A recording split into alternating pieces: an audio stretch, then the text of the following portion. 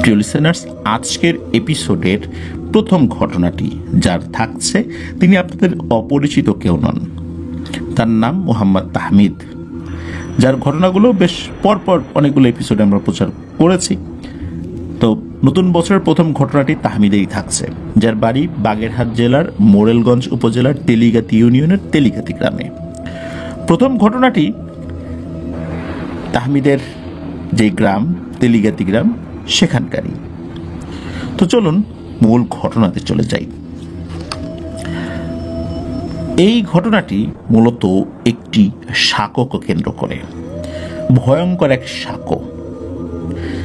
তো এই সাঁকোটা তাহমিদ ভাইদের যে বাড়ি তার খুব কাছাকাছি ছিল। ওখানে একটা খাল ছিল, খালের উপর ওই সাঁকোটি তৈরি করা হয়েছিল। 8-10টা সাঁকোর সাথে তার যে খুব বেশি পার্থক্য ছিল তা না, পার্থক্য বেশ কয়েকটা ছিলও বটে। সেটা হচ্ছে একটা বা দুইটা বাঁশ দিয়ে ওটা তৈরি করা হয়নি, পাশাপাশি বেশ কয়েকটা বাঁশ দিয়ে তৈরি করা হয়েছে। অনায়াসেই একটা মানুষ তার ডানে বায়ে কোনো সহযোগিতা ছাড়া, বা সাঁকোর একটা অংশ থাকে না হাত দিয়ে ধরে রাখে, তো এটা ধরার ছাড়াই অনায়াসে হেঁটে যেতে পারতো। আর ওখানে আগে একটা বাঁশের সাঁকো ছিল না, ওখানে ছিল একটা কংক্রিটের পুল। কোনো কারণে পুরাতন হয়ে যাওয়ার কারণে সেটা ভেঙে যায়, যার ফলশ্রুতিতে ওই সাঁকোটা তৈরি করা হয়েছিল। গ্রামের লোকজন তারা নিজেরা স্বেচ্ছাশ্রম দিয়ে, বাঁশ দিয়ে, যে যেভাবে পেরেছে হেল্প করেছে। কেউ বাঁশ দিয়েছে, কেউ শ্রম দিয়েছে। তো এভাবেই একটি শক্ত সাঁকো তৈরি করা হয়। আর এই সাঁকোটা তাদের জন্য অনেক প্রয়োজন ছিল, কারণ ওই পুলের উপর দিয়ে অসংখ্য মানুষ প্রতিনিয়ত পার হতেন। তো এটা ভেঙে যাওয়ার ফলে কিন্তু সকলের জন্য অসুবিধার সৃষ্টি হয়। এই কারণে দ্রুত গতিতেই ওনারা এই সাঁকোটা তৈরি করেছিলেন। সুতরাং বুঝতেই পারছেন এটা বেশ শক্ত করেই তৈরি করা হয়েছিল। বিভিন্ন সময় ওই পুলের আশেপাশে ভয়ের ঘটনা ঘটত। আর এই সাঁকোটি তৈরি করার পর ভয়ের ঘটনা কিন্তু থেমে থাকলো না, শুরু হয়ে গেল ঘটনা। এমনই একজন ব্যক্তির সাথে ঘটনা শুরু হয়, মানে সে তাকে দিয়ে শুরু হয়ে যায় আর কি। তার নাম ছিল সুলতান। গ্রামের মানুষ নাকি তাকে ভগলা সুলতান নামে ডাকত। কেন তার নামের আগে এই ধরনের বিশেষণ যোগ করা হয়েছিল এটা অবশ্য তাহমিদ ভাই বলতে পারেন নাই। তো যাই হোক, কি হয়, একদিন রাতে উনি কোথাও গিয়েছিলেন। তো ফিরতে ফিরতে রাত প্রায় 10টার মতো বাজে। ঘটনার সময়কাল আজ থেকে প্রায় 50 বছর আগে, তার মানে 1974 সাল বা 75 সাল এরকম হবে আশেপাশের সময় আর কি। তো ওই সময়ের প্রেক্ষাপটে এই তেলিগাতি গ্রামে তো বিদ্যুতের কথা চিন্তাই করা যায় না। আর গ্রামের 100 জনের 100 জনই কৃষিকাজের সাথে জড়িত ছিলেন। তাদের বাড়িতে ইলেকট্রিসিটিও নাই, কৃষিকাজের সাথে জড়িত ছিলেন, সারাদিন অনেক পরিশ্রম করেন, ঘুমিয়েও পড়েন তাড়াতাড়ি। সুতরাং বুঝতেই পারছেন রাত 10টা মানে কিন্তু অনেক রাত ওই সময় প্রেক্ষাপটে। তো এই যে সুলতান সাহেব, উনি তো ওই সাঁকোর কাছে চলে আসছেন, সাঁকোর উপর উঠেও গেছেন। আর সাঁকোটা তো একদম নতুন, পাকাপোক্ত করে তৈরি করা। তো উনি বেশ আনন্দের সাথেই সাঁকো পার হচ্ছেন। তো সাঁকোর যখন একদম মাঝ বরাবর নিয়ে এসেছেন, হঠাৎ করে উনি ফিল করেন সাঁকোটা ভেঙে যাচ্ছে। বাঁশটাস ভেঙে উনি একদম পানির ভিতরে পড়ে গেলেন। তো এটা তো আপাতত দৃষ্টিতে মনে হতেই পারে যে একটা সাঁকো ভেঙে লোক পড়ে গেছে, তো অস্বাভাবিক কিছু। আমরা বিভিন্ন সময় সাঁকো ভেঙে পড়ে যাওয়া কথা তো শুনেইছি। কিন্তু সমস্যা হলো কি, উনি যখনই পানির মধ্যে পড়ে গেলেন তখনই উনি ফিল করলেন পানির নিচ থেকে কে যেন খপ করে তার এক পা চেপে ধরেছে, আর তার মাথার চুলের উপরে কেউ খপ করে চেপে ধরেছে। তারপর শুরু হয়ে যায় সেই ভয়ঙ্কর ঘটনা। পানির নিচ থেকে শুরু হয় এক হ্যাঁচকা টান, প্রায় 10 সেকেন্ডের মতো চুবিয়ে রাখে। এরপর আবার মাথার উপর থেকে আর একটা হ্যাঁচকা টান উপর দিকে, উপরে গিয়ে 2 থেকে 3 সেকেন্ডের মতো রাখে, মানে একবার নিঃশ্বাস নিতে পারবে, এরপর আবার নিচ দিকে হ্যাঁচকা টান, এইভাবে তাকে চুবাচ্ছিল। আর এইভাবে বেশিক্ষণ থাকলে উনি তো মারা যাবেন। তো এটা উনি বুঝতে পারেন, কিন্তু উনি কাউকে দেখতে পাচ্ছিলেন না। ওনাকে যখন ওই উপর দিকে হ্যাঁচকা টানে পানি থেকে তুলে ফেলা হয়, তখন উনি কাউকে দেখেন না। আর নিচ দিকে কে টানছে, রাতের বেলা তো পানির নিচে তো আসলে ওইভাবে দেখাও যায় না, তারপর উনি দেখতে পাচ্ছিলেন না কিছুই। উনি কয়েকবার চুবানি খাওয়ার পর উনি চিৎকার করে ভাইপো ভাইপো বলে ডাকছিলেন। আর ওই ডাক দিতে দিতে আবার পানির নিচে হ্যাঁচকা টান দেয়। এখন কি হয় যে উনি যতটুকু পারছিলেন চিৎকার করছিলেন। আর ভাইপো বলতে মূলত এই যে তাহমিদ ভাইয়ের দাদাকে ডাকছিলেন মূলত। তো আল্লাহর কি ইশারা যে এই ডাক তাহমিদ ভাইয়ের দাদার কানে পৌঁছে যায়। গ্রামের লোকজন কিন্তু সারাদিন পরিশ্রম করে সন্ধ্যার পরে খাওয়া দাওয়া করে ঘুমিয়ে পড়ে। সেখানে রাত 10টা মানে তো বুঝতেই পারছেন তারা গভীর ঘুমে আচ্ছন্ন। কিন্তু আল্লাহর ইশারায় ওই গভীর ঘুমের মধ্যেও ওই ডাকটা তাহমিদ ভাইয়ের দাদার কানে পৌঁছে যায়। আওয়াজ শুনি তো দাদা হুড়মুড় করে উঠে বসেন, এই কে ডাকলো, কণ্ঠটা তো পরিচিত। কিন্তু উনি ঘুম থেকে ওঠার পর আসলে ওই এতটা তো উনি স্বাভাবিক না, কারণ ঘুম থেকে ওঠার পর তো মানুষের আশেপাশের পরিবেশটা বুঝতে একটু সময় লাগে, কয়েক সেকেন্ড তো সময় দিতে হবে। তো উনি চিন্তা করলেন ডাক যেহেতু শুনেই ঘুম ভেঙেছে এটা উনি নিশ্চিত। আর ডাকটা উনি চিন্তা করলেন যে ওই সাঁকোর দিক থেকে আসতে পারে। আর ওখানে আগে যখন পুল ছিল টুকটাক ভয়ের ঘটনা ঘটতো, চিন্তা করলেন ওখান থেকে ডাকটা নিশ্চয়ই আসছে আর কেউ বিপদে পড়েছে। উনি কি করেছেন, এক দৌড় দিয়েছেন, বাড়ির তো কাছাকাছি ছিল ওইখানে ওই সাঁকোটা, তো উনি ওইখানে চলে গেছেন। গিয়ে দেখেন ঠিক ওই খালের মাঝ বরাবর কাউকে চুবানো হচ্ছে, একবার উপরে তোলে একবার নিচে তোলে। তো উনি কিন্তু দেখেই চিনে ফেলেছেন এটাকে, এটা সেই সুলতান। তখন এই সুলতানও কিন্তু যখন আবার উপর দিকে হ্যাঁচকা টানে তুলে ফেলেছে, তখন আবার দাদাকে দেখে ফেলেছেন। তখন বলছেন যে ভাইপো তাড়াতাড়ি। তো এই কথা বলতে বলতেও আবার 3 চুবানি দেয়া সারা। তখন দাদা কি করেছেন, দ্রুত পানিতে ঝাঁপ দেন, কারণ দাদাও কিন্তু কাউকে দেখতে পাচ্ছিলেন যে কে উপরে টানছে কে নিচে টানছে কিছু দেখা যাচ্ছে না। তো দাদা দ্রুত সেখানে সাঁতরে পৌঁছে যান। খালটা যে খুব বেশি বড় ছিল তা না। তো উনি দ্রুত সেখানে পৌঁছে গিয়ে যখনই এই সুলতানকে টাচ করেছেন তখনই চুবানি বন্ধ হয়ে যায়। আর সুলতানের শরীর আসলে শক্তিও ছিল না সাঁতার কাটার মতো। দাদা কোনো মতে সাঁতার কেটে তাকে নিয়ে পাড়ে নিয়ে আসেন। তো পাড়ে নিয়ে আসার পর জিজ্ঞেস করেন কি হয়েছে, বলে যে এই ঘটনা, আমি তো এই সাঁকো ভেঙে পড়ে গেছি। তো সাঁকো তো ঠিকই আছে। মূলত উনি এটা দেখেছিলেন যে উনি ভেঙে পড়ে গেছেন, আসলে সাঁকো কিন্তু ঠিকই ছিল। তো সুলতান তাহমিদ ভাই দাদাকে খুবই ধন্যবাদ জানান, কৃতজ্ঞতা জানান, কারণ উনি ওই সময় আল্লাহর রহমতে না আসলে বড় ধরনের বিপদ হয়ে যেত। অতিমাত্রায় পানির নিচে আসলে বেশি চুবানি খাওয়ার কারণেই মূলত ওনার জ্বর এসেছিল। তবে আস্তে আস্তে উনি আল্লাহর রহমতে সুস্থ হয়ে যান। তো এটা ছিল সেই সুলতানের সাথে ঘটে যাওয়া ঘটনা। এবার আসি এই সাঁকো রিলেটেড আরেকটি ঘটনায়। এটাও কিন্তু সেই আগের সময়ের মধ্যে প্রায় 50 বছর আগেরই হবে। তো এই সাঁকোর ওপারে কিছুটা এগিয়ে একটা পরিবারের বিশাল একটা কাচারি ঘর ছিল। আগেকার দিনে বড় বড় গৃহস্থ বাড়িতে কিন্তু কাচারি ঘর ছিল। কাচারি ঘরে অনেকে বাইরের মেহমানরা এসে বসতেন, বিভিন্ন আলোচনা হতো, বিচার সালিশ হতো।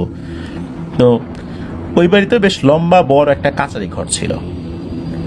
আর গ্রামের অনেক মানুষ এসে অনেক সময় সন্ধ্যার পরেও কম বেশি গল্প গুজব চলতো। তো ওই সময় হতো কি, ওই গল্পের ভেতরে মুড়ি তারপরে গুড় এগুলো এনে দেওয়ার পর সেগুলো খুব মজা করে খেতেন সবাই। এটা কিন্তু খুব দারুণ একটা পরিবেশ ওই সময়ের প্রেক্ষাপটে, বা এখনো হয়তো বা কোথাও কোথাও হয়। তো ব্যাপার হয় কি, যে এই ঘটনার যেখান থেকে আসলে সূত্রপাত সেটা হলো যে ওখানে একজন ব্যক্তি ছিলেন, তার নাম হচ্ছে আব্দুর রশিদ। লিসেনার্স, এখানে একটু ক্লারিফাই করি, সেটা হচ্ছে যে তাহমিদ ভাইয়ের ঘটনায় কিন্তু এই রশিদ দাদার ঘটনা কিন্তু আমরা প্রচার করেছিলাম। তো হরর নাইট এপিসোডের 45তম আয়োজনে যে রশিদ দাদার ঘটনা ছিল, ইনি কিন্তু সেই রশিদ দাদা না, এটা আরেকজন রশিদ দাদা আর কি। তো এই আব্দুর রশিদ দাদার একটা রেডিও ছিল। তো উনি কি করতেন, ওই সময় রেডিওতে করে গান খবর এগুলো শুনতেন। তো ওনার আবার একটা নেশা ছিল, উনি সবসময় রেডিও বাজাতে পছন্দ করতেন, হেঁটে যেতেন, তার সাথে রেডিও থাকতো। তো এই জিনিসটা ওনার একটা নেশা ছিল আর কি, এটা ওনার একটা অভ্যাস বা নেশা যেটাই আমরা বলি। তো কি হয়েছে, একদিন তো উনি যথারীতি ওই কাচারি ঘরে যান বিকালের দিকে, সাথে করে তারা ওই রেডিওটাও নিয়ে গিয়েছেন। তো ওখানে বেশ গল্পের আসর জমে যায়, লোকজনের সাথে গল্প করতে করতে রাত প্রায় 9টা বেজে যায়। এখন ব্যাপারটা হলো কি, যে ওইখানে যারা গল্প করছিলেন তাদের বাড়ি ঘর কিন্তু আশেপাশেই ছিল, এই জন্য তারা মনের সুখে গল্প করছিলেন, কিন্তু ওনাকে তো আর একটু দূরে যেতে হবে। রাত যখন 9টা বেজে গেছে, এখন তো তাকে বাড়িতে ফেরত আসতে হবে, আর তাকে ওই সাঁকো পার হয়ে যেতে হবে। সাঁকো পার হয়ে ঋষিভিটা নামক একটা জায়গা রয়েছে, যে ঋষিভিটার কথা কিন্তু আমরা তাহমিদের আগের ঘটনাগুলোতে পেয়েছি। তো সেই ঋষিভিটা এবং আর একটা ভয়ঙ্কর বাগানের পাশ দিয়ে তাকে যেতে হবে। এখন রশিদ দাদা চিন্তা করলেন যে মানুষজন তো এখন কমে গেছে, আমাকে তো বাড়ি যেতে হবে, তো যাই। আর ওনার সেই অভ্যাস, রেডিও বাজিয়ে গান শুনতে শুনতে যাবেন। তখন তো এইরকম ক্যাসেট প্লেয়ার পাওয়াটা কঠিন ছিল, তখন রেডিওতে যেটা বাজতো সেটাই শুনতে হতো। তো উনি রেডিওতে একটা চ্যানেল ধরে ওটাতে গান হচ্ছিল, সেটা শুনতে শুনতে যাচ্ছেন, রেডিওর সাউন্ডটা জোরে দিয়েছেন রাতের বেলা একা একা, তো যাতে করে তার সাহসটা একটু বাড়ে আর কি। তো উনি গানের তালে তালে হাঁটতে হাঁটতে, এবং গান যেটা হচ্ছে সেটার সাথে উনিও একটু কণ্ঠ মিলাচ্ছেন আর কি। তো উনি সাঁকোর কাছে চলে আসেন। তো উনি যখন সাঁকোর উপরে উঠে কিছুটা পথ এগিয়েছেন, হঠাৎ করে পেছন থেকে একটা ডাক আসে, রশিদ, হে রশিদ, রশিদ রে, দাঁড়া দাঁড়া দাঁড়া, তোর সাথে একটু কথা আছে, তোর সাথে কথা বলবো, দাঁড়া। তো পেছন থেকে এইভাবে কথা শুনে তো এটা যে ভুতুরে কণ্ঠ এরকম তো মনে হওয়ার কথা না, স্বাভাবিকভাবে গ্রামের লোকজন এভাবেই ডাকে। শুধু যদি রশিদ বলে ডাকতো তাও একটা কথা ছিল, বেশ স্বাভাবিকভাবে যেগুলো বললাম আমাকে শব্দগুলো ওইভাবে তাকে ডেকেছে। তো উনি কি করেছেন, পেছন দিকে তাকিয়ে কাউকে দেখতে পান নাই। আর যখনই দেখতে পান নাই, তখনই উনি ভয় পেয়েছেন যে সর্বনাশ, এই সাঁকোতে তো বিভিন্ন ঘটনা ঘটে, কিছুদিন আগেই তো এই ভগলা সুলতানকে চুবিয়েছে। বুঝতে পেরেছেন যে একটা বিপদে পড়তে যাচ্ছেন। উনি দ্রুত ওই সাঁকোটা পার হয়ে গেছেন আল্লাহর রহমতে, কিন্তু সাঁকোটা পার হওয়ার পরপরই এই রশিদ দাদার একবার ডান গালে থাপ্পড়, একবার বাম গালে থাপ্পড়, এবং এত জোরে জোরে থাপ্পড় দিচ্ছিল, ঠাস ঠাস করে শব্দ হচ্ছিল। আর এই শব্দে এই যে তাহমিদ ভাইয়ের দাদার ঘুম ভেঙে যায়। তাহলে বুঝতেই পারছেন প্রিয় লিসেনার যে কত জোরে শব্দটা হচ্ছিল। উনি চিন্তা করলেন যে কি ব্যাপার, এই শব্দটা কোত্থেকে আসে। তো উনি কি করেছেন, দ্রুত ঘর থেকে বের হয়ে আসছেন। তো ঘর থেকে বের হওয়ার পর উনি ওই সাঁকোর দিকেই এগিয়েছেন।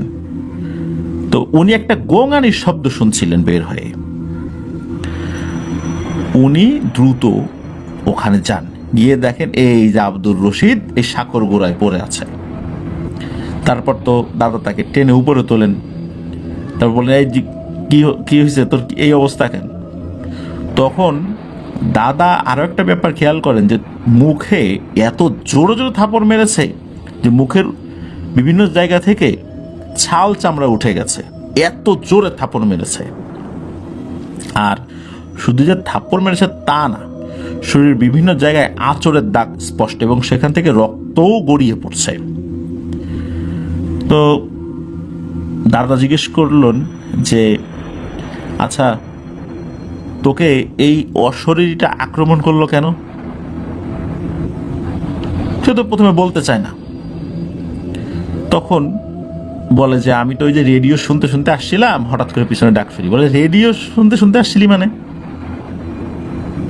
কারণ তার সাথে তো রেডিও থাকে সব সময়। আর এদিকে কি হয় যে তাহমিদ ভাইয়ের দাদা কিন্তু এই গান বাজনা একদমই পছন্দ করতেন না। আর তাছাড়া আব্দুর রশিদ যিনি, উনি সবসময় এই রেডিও বাজাতে বাজাতে যেতেন, এটা দেখে ওনার কিন্তু বিরক্ত লাগতো বিভিন্ন সময়, এবং মাঝে মাঝে বকাঝকাও করতেন যে তুই শুনবি শোন, তুই তোর ঘরের ভিতরে শোন, তুই কেন এই রাস্তা দিয়ে মানুষকে শোনাতে শোনাতে যাবি। আর ওই সময় তো উনি ওটা শুনতে শুনতে আসতেছিলেন। তো তখন এই তাহমিদ ভাইয়ের দাদা বলেন যে তুই এই রেডিওতে উচ্চস্বরে গান বাজাতে বাজাতে আসার কারণেই মূলত ওই অশরীরটা তোর উপর আক্রমণ করেছে, আর তোর এগুলো ছাড়া ভালো লাগে না। না এইটা বলে উনি তো বকাঝকা করছেন, কারণ বকাঝকা করে আর কি করবেন ওই সময়ের প্রেক্ষাপটে। কারণ একে তো যে ধরনের মানে পিটুনি খেয়েছে এই অশরীরীর হাতে। যাই হোক, তাকে উনি ওখান থেকে বাড়িতে নিয়ে আসেন আর কি, বাড়িতে মানে তার বাড়িতে আর কি পৌঁছে দেন। তো এরপর তো ওনার মারাত্মক জ্বর এসেছিল, আর মারের চোটে সারা গায়ে খুবই ব্যথা ছিল। বেশ কিছুদিন যাবৎ উনি ভুগেছেন এই ব্যথায়, এবং ওনার অসুস্থতা এমন পর্যায়ে চলে গিয়েছিল যে গ্রামের অনেক মানুষই বলা বলি করতেন যে এই লোকটা এবার হয়তোবা টিকবে না, ভূতের মার খেয়ে ও এবার মরেই যাবে হয়তোবা। কিন্তু আল্লাহর রহমতে আস্তে আস্তে উনি সুস্থ হয়ে গিয়েছিলেন। এরপর অনেকদিন বেঁচে ছিলেন, স্বাভাবিকভাবে উনি মারা গিয়েছিলেন। আর ওই সাঁকোটা নিয়ে এরকম আরো অনেক ঘটনাই ঘটেছে। কত মানুষ যে বিনা কারণে সাঁকোর উপর থেকে নিচে পড়ে গিয়েছে, দিন হোক রাত হোক, এর কোনো হিসাবই নেই। তবে এখন কিন্তু সেই জায়গায় কোনো সাঁকো নেই, সেখানে রাস্তা হয়ে গিয়েছে। আর ওই সাঁকো পেরিয়ে মাত্র 100 গজের মতো সামনেই এক ভয়ানক বাগান এবং ঋষি ভিটা। ভয়ানক বাগান নিয়ে আমাদের 119তম এপিসোডের 4র্থ ঘটনা শ্বেত পিশাচিনী, এটা কিন্তু প্রচারিত হয়েছে। তো বুঝতেই পারছেন ওই সময় প্রেক্ষাপটে ওই জায়গার পরিবেশটা কতটা ভয়ঙ্কর ছিল। এখন অবশ্য সাঁকো নিয়ে বা ওই জায়গা নিয়ে কোনো ঘটনা ওভাবে শোনা যায় না, কারণ 50 বছর আগের দুটো ঘটনা শেয়ার করলাম। তবে 20 বছর আগের একটি ঘটনা এখন শেয়ার করি। 20 বছরের আগে পিছে এরকম সময় হবে আর কি। তো ঘটনাটি ঘটে এই তাহমিদ ভাইয়ের আম্মুর সাথে। একদিন কি হয়, ওনার আম্মু ঘরে বসেছিলেন, সময়টা মাগরিবের কিছু পরে হতে পারে। কি হয় যে ওই সময় তো তখনও ইলেকট্রিসিটি আসে নাই, হারিকেনের আলো, তারপর ল্যাম্প, এগুলো ছাড়া আসলে আলোর উৎস ওনাদের কাছে ছিল না। কারোর কাছে টর্চ লাইট ছিল, তো এটাই ছিল আসলে আলোর উৎস। তো উনি ঘরে বসে আছেন, ঘরের জানালা দিয়ে ওনার চোখ যায় বাইরের দিকে, আর ওখানে গিয়ে একটা জিনিস দেখে ওনার চোখ সেখানে আটকে যায়। উনি দেখেন বিশাল লম্বা একটা ছাগল। এখন বিশাল লম্বা বলতে কেমন, একটা মোটামুটি বাছুরটা যখন একটু বড় হয়ে যায় কিরকম সাইজ হয়, ওই রকম লম্বা একটা ছাগল। আমরা এত বড় ছাগল সচরাচর খুব একটা দেখি না, আছে একদম নাই তা না, কিন্তু খুবই কম। বাংলাদেশে এই ছাগলগুলো কম হয়, অনেক সময় পাকিস্তান, আফগানিস্তান এই জায়গাগুলোতে এত বড় ছাগলগুলো দেখা যায় আর কি, মানে গরুর মতো একটা ছাগল হয় আর কি, লম্বা লম্বা কান। তো এত বড় ছাগল দেখুন তো চোখ আটকে গেছে, আরে এত বড় ছাগল, জীবনেও তো এত বড় ছাগল দেখিনি। তো উনিও ছাগলের দিকে তাকিয়ে আছেন, এবং ছাগলটাও বাইরে থেকে ওনার দিকে এমন দৃষ্টিতে তাকিয়ে আছে, কোনো ভয়ঙ্কর দৃষ্টি না। এবং ওই ছাগলের চোখ যে ভয়ঙ্কর ছিল বিষয়টা এরকমও না, ছাগলের চাহনিটা ছিল খুবই মায়াবী। মনে হচ্ছে ওই ছাগলটা তার কতদিনের চেনা, আর ওই ছাগলটাও তার খুবই বাধ্য একটি ছাগল।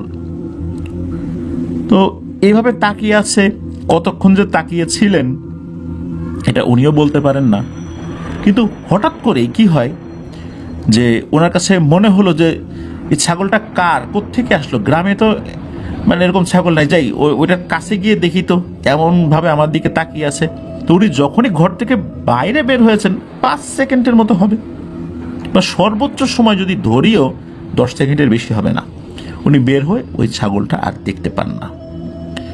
তো যতদূর চোখ যায় কোথাও কিছু দেখা যাচ্ছে, যদিও বা তখন সন্ধ্যা নেমে এসেছিল। আর কারো ছাগল যদি ভুলে চলেও আসে এই সময়ের মধ্যেই কিন্তু হাওয়া হয়ে যাবে না। আর ওই সময় ওই গ্রামে কেন, আশেপাশে 10 গ্রামেও এত বড় ছাগল কারো আছে এটা কিন্তু জানা ছিল না। তো এই ঘটনা ঘটার পর অনেক রাত্রে মাঝে মাঝেই বাড়ির চারদিক দিয়ে ঘোড়ার টকবক টকবক আওয়াজ শুনতে পাওয়া যেত। তবে এটা পাওয়া যেত গভীর রাতের বেলা। অনেকে নাকি এই ঘোড়াকে দেখেছেও, তবে মাথা কাটা ঘোড়া বা এরকম ওরকম কিছু না, তবে এরকম ঘোড়ার আওয়াজ শোনা যেত গভীর রাতের বেলা। এবার আসি অদ্ভুত আরেকটি বিষয়ে, গুইয়া দেদ্দা। এই গুইয়া দেদ্দা শব্দটি স্থানীয়ভাবে প্রচলিত রয়েছে। আসলে গুইয়া দেদ্দা জিনিসটা কি? এটা নাকি এক ধরনের জিন। এই জিন মাটির নিচে থাকতে পছন্দ করে। এই জিন কারো সামনেও আসে না, কাউকে দেখাও দেয় না। গ্রামের অনেক প্রবীণ মানুষ সহ অনেকেই নাকি বলতেন যে এই জিন কখনো হাজির করা যায় না। আসলে কি তাই? এই জিন নিয়ে কিন্তু খুব বেশি তথ্যও পাওয়া যায় না। এই জিন নাকি মানুষের খুব একটা বেশি ক্ষতিও করে না, মাটির নিচ দিয়ে চলাচল করে, এমনকি পানির ভেতর দিয়েও চলাচল করে। যখন মাটির নিচ থেকে পানির ভিতরে ঢুকে যায় তখন এক ধরনের বুদবুদি উঠতে থাকে। কোনো মাছের চলাচল বা মাছের কারণে এটা হয় না। এই বুদবুদিগুলো অনেক বড় বড় বুদবুদি।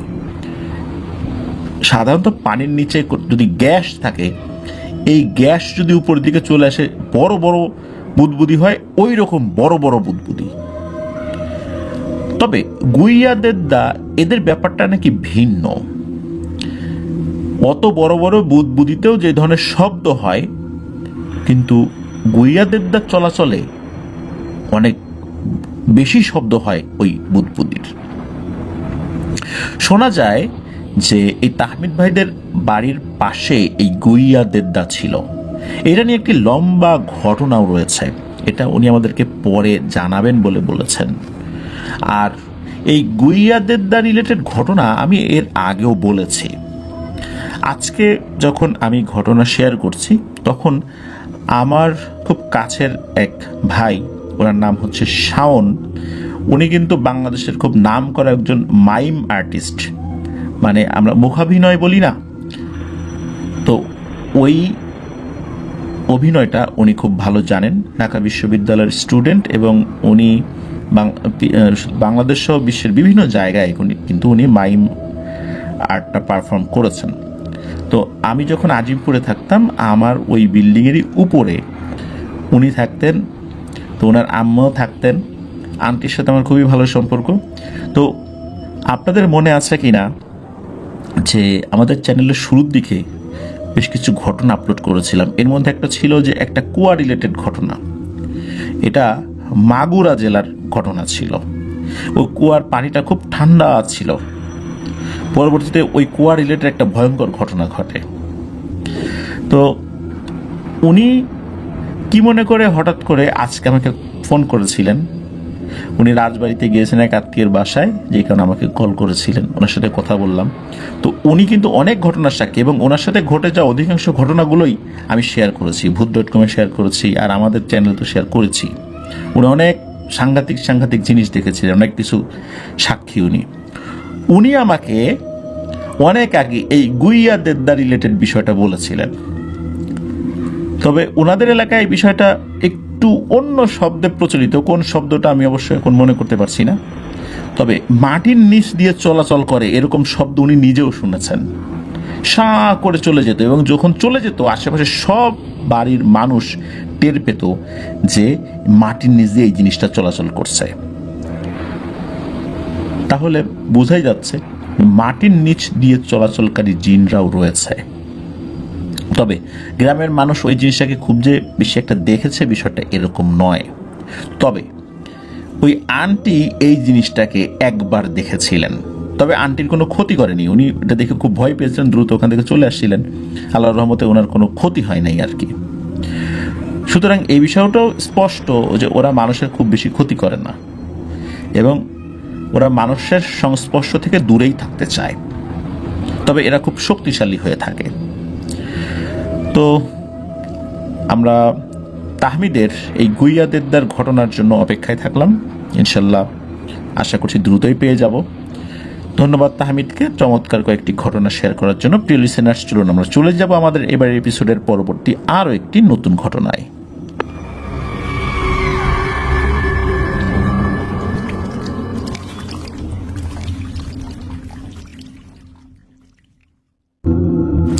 ফিরে এলাম প্রিয় লিসেনার্স আমাদের 131তম এপিসোডের পরবর্তী আরও একটি নতুন ঘটনায়। এখন যে ঘটনাটি আপনাদের সাথে শেয়ার করব, এই ঘটনাটি আমাদেরকে যিনি পাঠিয়েছেন তার নাম আসিফ হাওলাদার। ওনার বাসা ঢাকার মিরপুর 1-এর H ব্লকের 2 নম্বর রোডে। তো উনি যে ঘটনাটি পাঠিয়েছেন আমার কাছে দারুণ লেগেছে। আর ওনার দেশের বাড়ি কিন্তু ঢাকায় না, ওনার দেশের বাড়ি ভোলার ফকিরহাটের উত্তর শিপা গ্রামে। উত্তর শিপা আমিনাবাদ পুরো গ্রামের নাম আর কি। তো এটা চরফ্যাশন উপজেলার মধ্যে পড়েছে। তো ওনার জন্ম ঢাকাতেই বড় হয়েছেন। তো গ্রামের বাড়িতে ওনার খুব একটা যাওয়া হয় না বলে আমাদেরকে জানিয়েছেন। আর ঘটনাটি ঘটেছিল ওনার নানার সাথে। ওনার নানার নাম মোহাম্মদ আব্দুল মাজেদ গনি। তো চলুন ঘটনাটি শুরু করি। তো নানার বাড়ি কিন্তু ভোলাতে। ওনার দাদার বাড়ি থেকে নানার বাড়ির দূরত্ব মাঝখানে 3টি গ্রাম আর কি। ওনার নানার গ্রামের নাম উত্তর চরমঙ্গল। নানার বাড়ির পাশ দিয়ে বয়ে গেছে একটি ছোট খাল। বলা যেতে পারে নদীর জোয়ার এলে এই পানি নানার বাড়ির উঠোনের একদম কাছে এসে পড়ে। তো এবার মূল ঘটনাতে যাই। ঘটনাটি উনি শুনেছিলেন ওনার নানার ছোট বোন মানে ওনার নানির মুখে।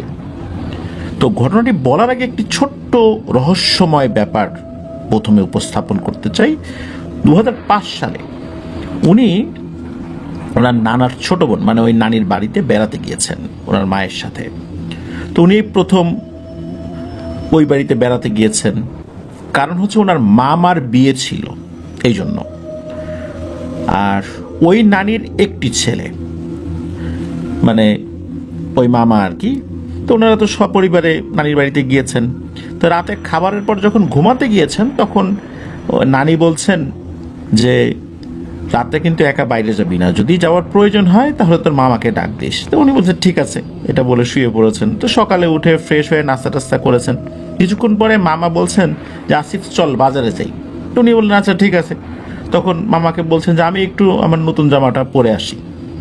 তো মা বলছে ঠিক আছে যা, তাড়াতাড়ি কর, দেরি করা যাবে না। তো উনি ঘরে ঢুকে যখন জামা বের করতে গিয়ে ব্যাগ খুলেছেন তখন দেখেন নতুন জামাটা নাই। উনি তখন ওনার মাকে বলছেন যে মা আমার ব্যাগে নতুন জামাটা কই, ব্যাগে তো পাচ্ছি না।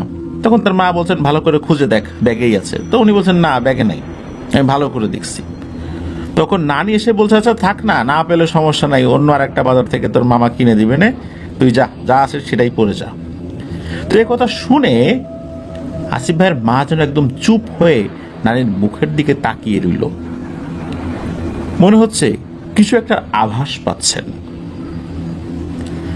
প্রিয় লিসেনার্স, আপনারা চিন্তা করতে পারেন হয়তোবা জামাটা চুরি করে নিয়ে গেছে কেউ। না, এর মধ্যে একটা অদ্ভুত রহস্য রয়েছে। তো এই অবস্থা দেখে মামা এসে আসিফ ভাইকে বলছে এই চল তোকে আর একটা জামা কিনে দেবো বাজার থেকে।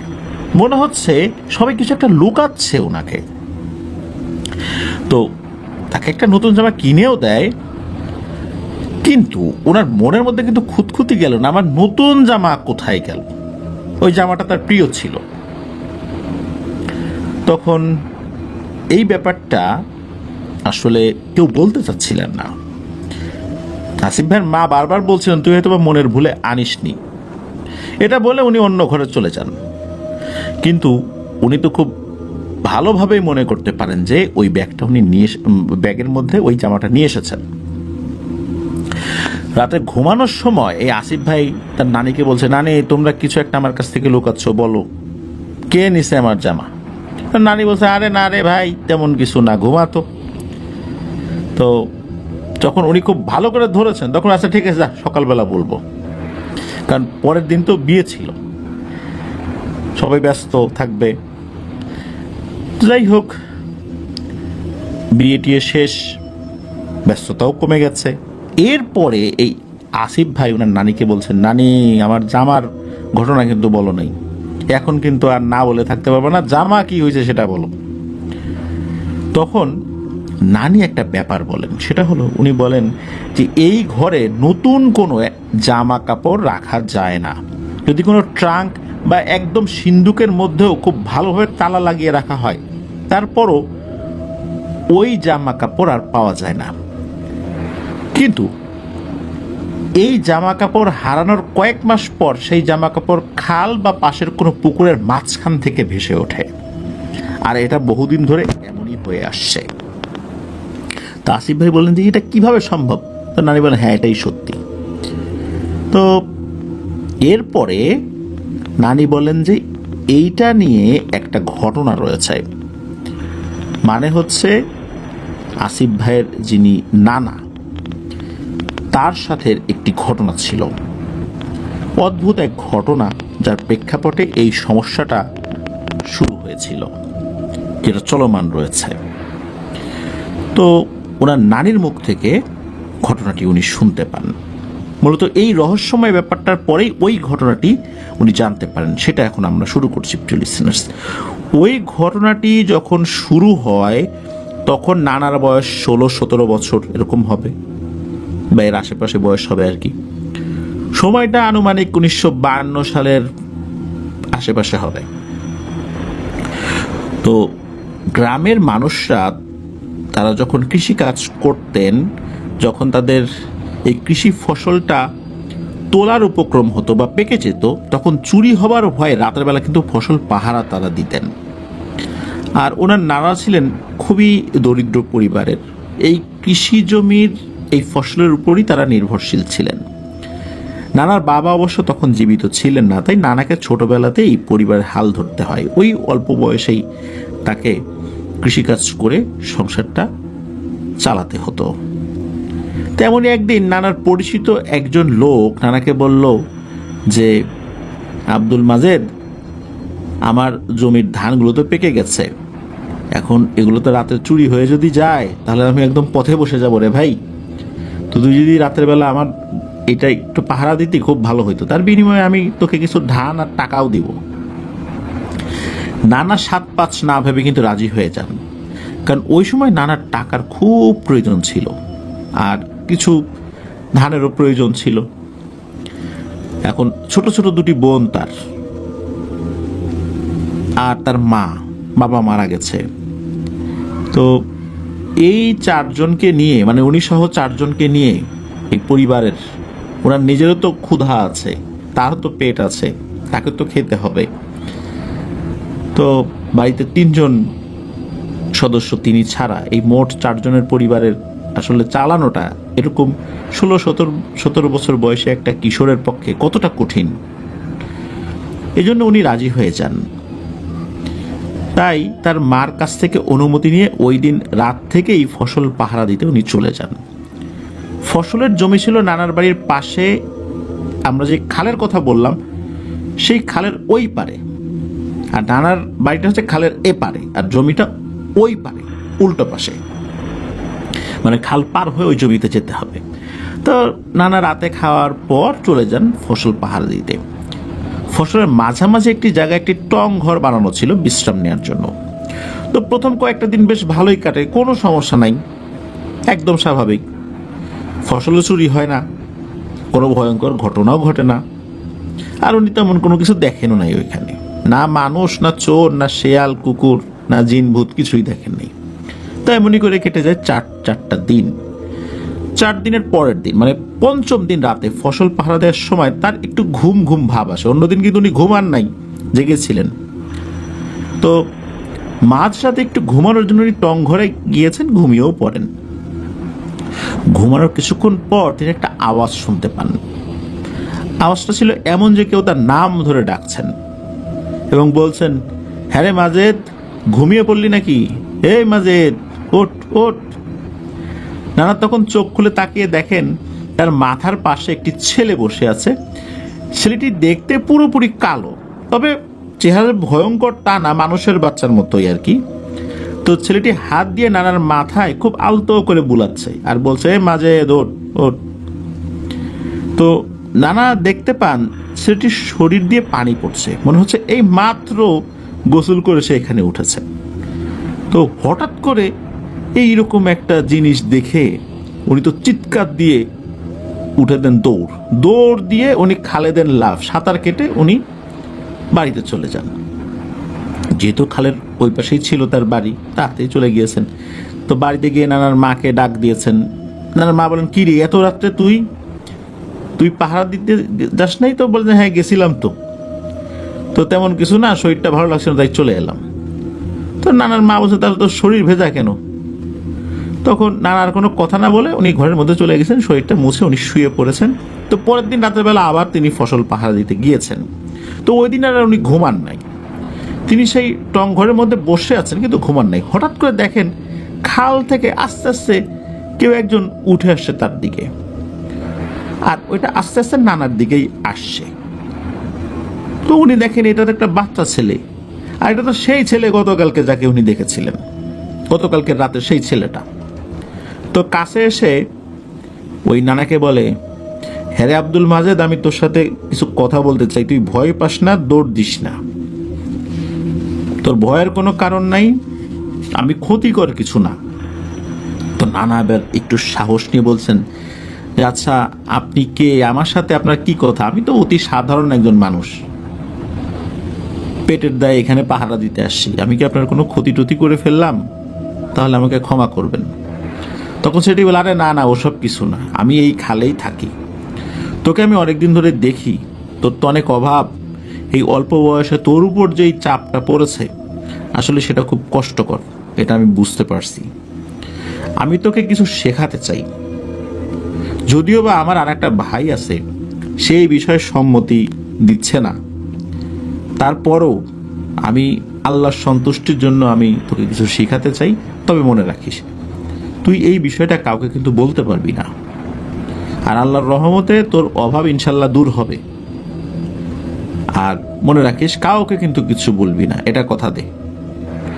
তখন নানা বলেন, আচ্ছা ঠিক আছে, কাউকে কিন্তু আমি কিছু বলবো না। তখন নানা এটাও বলেন, তবে বাপু তোমার কাছে একটা অনুরোধ আছে, আমার কিন্তু কোনো ক্ষতি করতে পারবে না তুমি।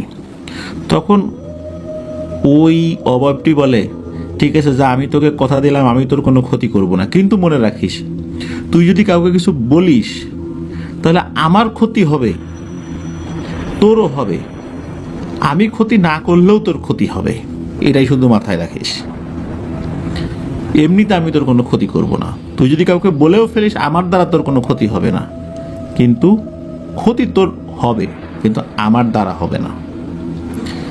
তখন ওই ছেলেটি বলে, আমি একটি জিন, আমি এই খালেই থাকি, আমি তোকে কিছু কাজ শেখাবো, কবিরাজি কাজ, যেটা আমি জানি কোনো মানুষের হাত পা বা শরীরের কোনো হাড়ে যদি ব্যথা পায়, আল্লাহ চান তো তুই ঠিক করে দিতে পারবি। তবে হ্যাঁ মনে রাখিস, তুই মানুষের কাছ থেকে কিন্তু টাকা নিবি না, কেউ যদি তোকে খুশি হয়ে কিছু দেয় সেটা নিবি, এছাড়া না।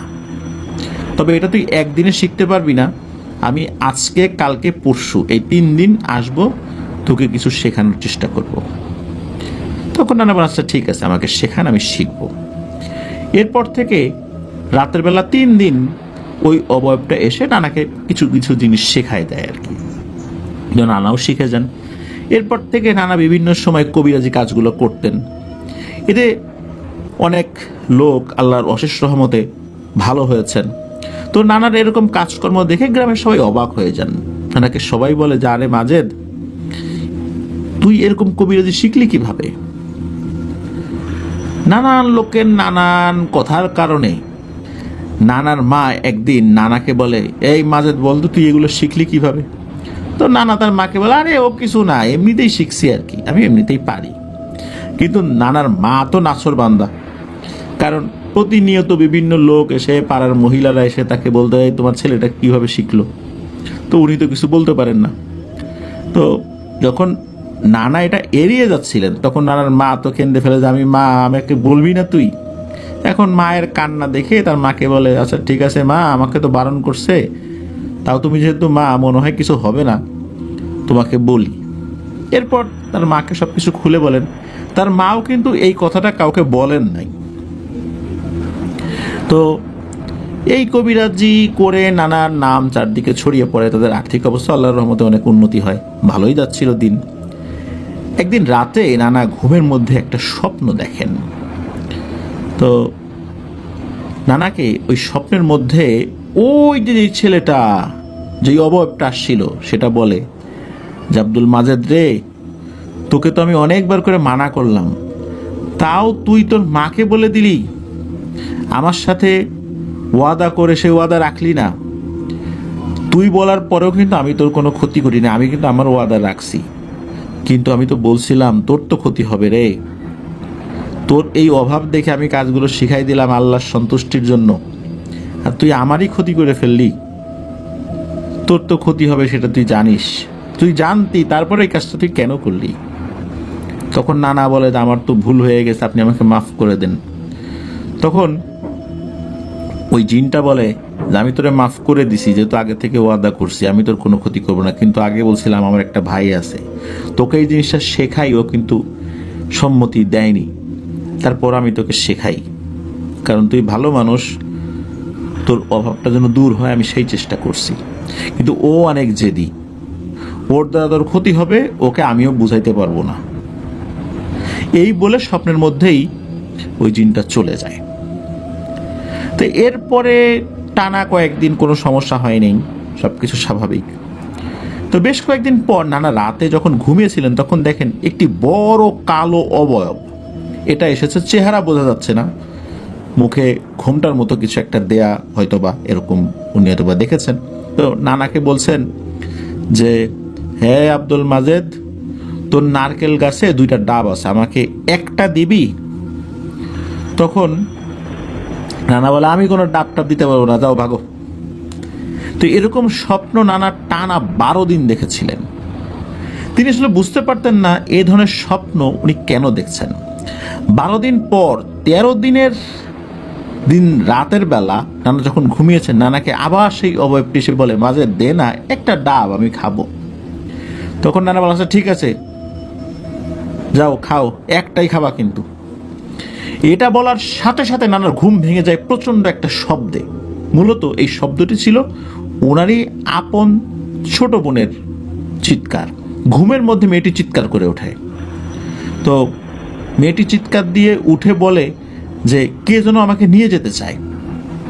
তখন নানা টনক নড়ে যে হায় হায়, এটা কি করলাম আমি তো এই ডাব দেওয়ার অর্থ হচ্ছে আমার পরিবারের কোনো সদস্যকে নিয়ে নেওয়ার অনুমতি দিছি, কারণ হচ্ছে এই পরিবারের একমাত্র উপার্জনক্ষম ব্যক্তি আমি, আমার ছোট বোনের গার্ডিয়ান আমি, তাহলে আমি তো আমার ছোট বোনকে মৃত্যু ডেকে নিয়ে আসছি তার জন্য। তখন হঠাৎ করেই নানার ছোট বোনের শরীরে ভীষণ জ্বর, এত জ্বর যে শরীরটা এত গরম হয়ে গিয়েছিল যে হাত দিলে হাতে মনে হয় ফোসকা পড়ে যাবে এমন অবস্থা। কোনো ধরনের কোনো পদক্ষেপ নেওয়ার আগেই মাত্র 10 মিনিটের মাথায় নানার ছোট বোন ছটফট করতে করতে পৃথিবীর মায়া ত্যাগ করে চলে যান। নানা বুঝতে পেরেছিলেন ডাবের নামে এই অবয়বটি মূলত নানার ছোট বোনকেই মেরে ফেলেছে। সকালবেলা নানার বোনের দাফন শেষ করা হয়। এরপর নানার সাথে আর কোনো কিছুই ঘটেনি। নানার আরেকটি যে বোন ছিল, তার কাছ থেকে মূলত এই ঘটনাটি এসেছে, যিনি এখনো বেঁচে আছেন। তার জন্য দোয়া চেয়েছেন আসিফ হাওলাদার ভাই, আমরা তার জন্য দোয়া করি।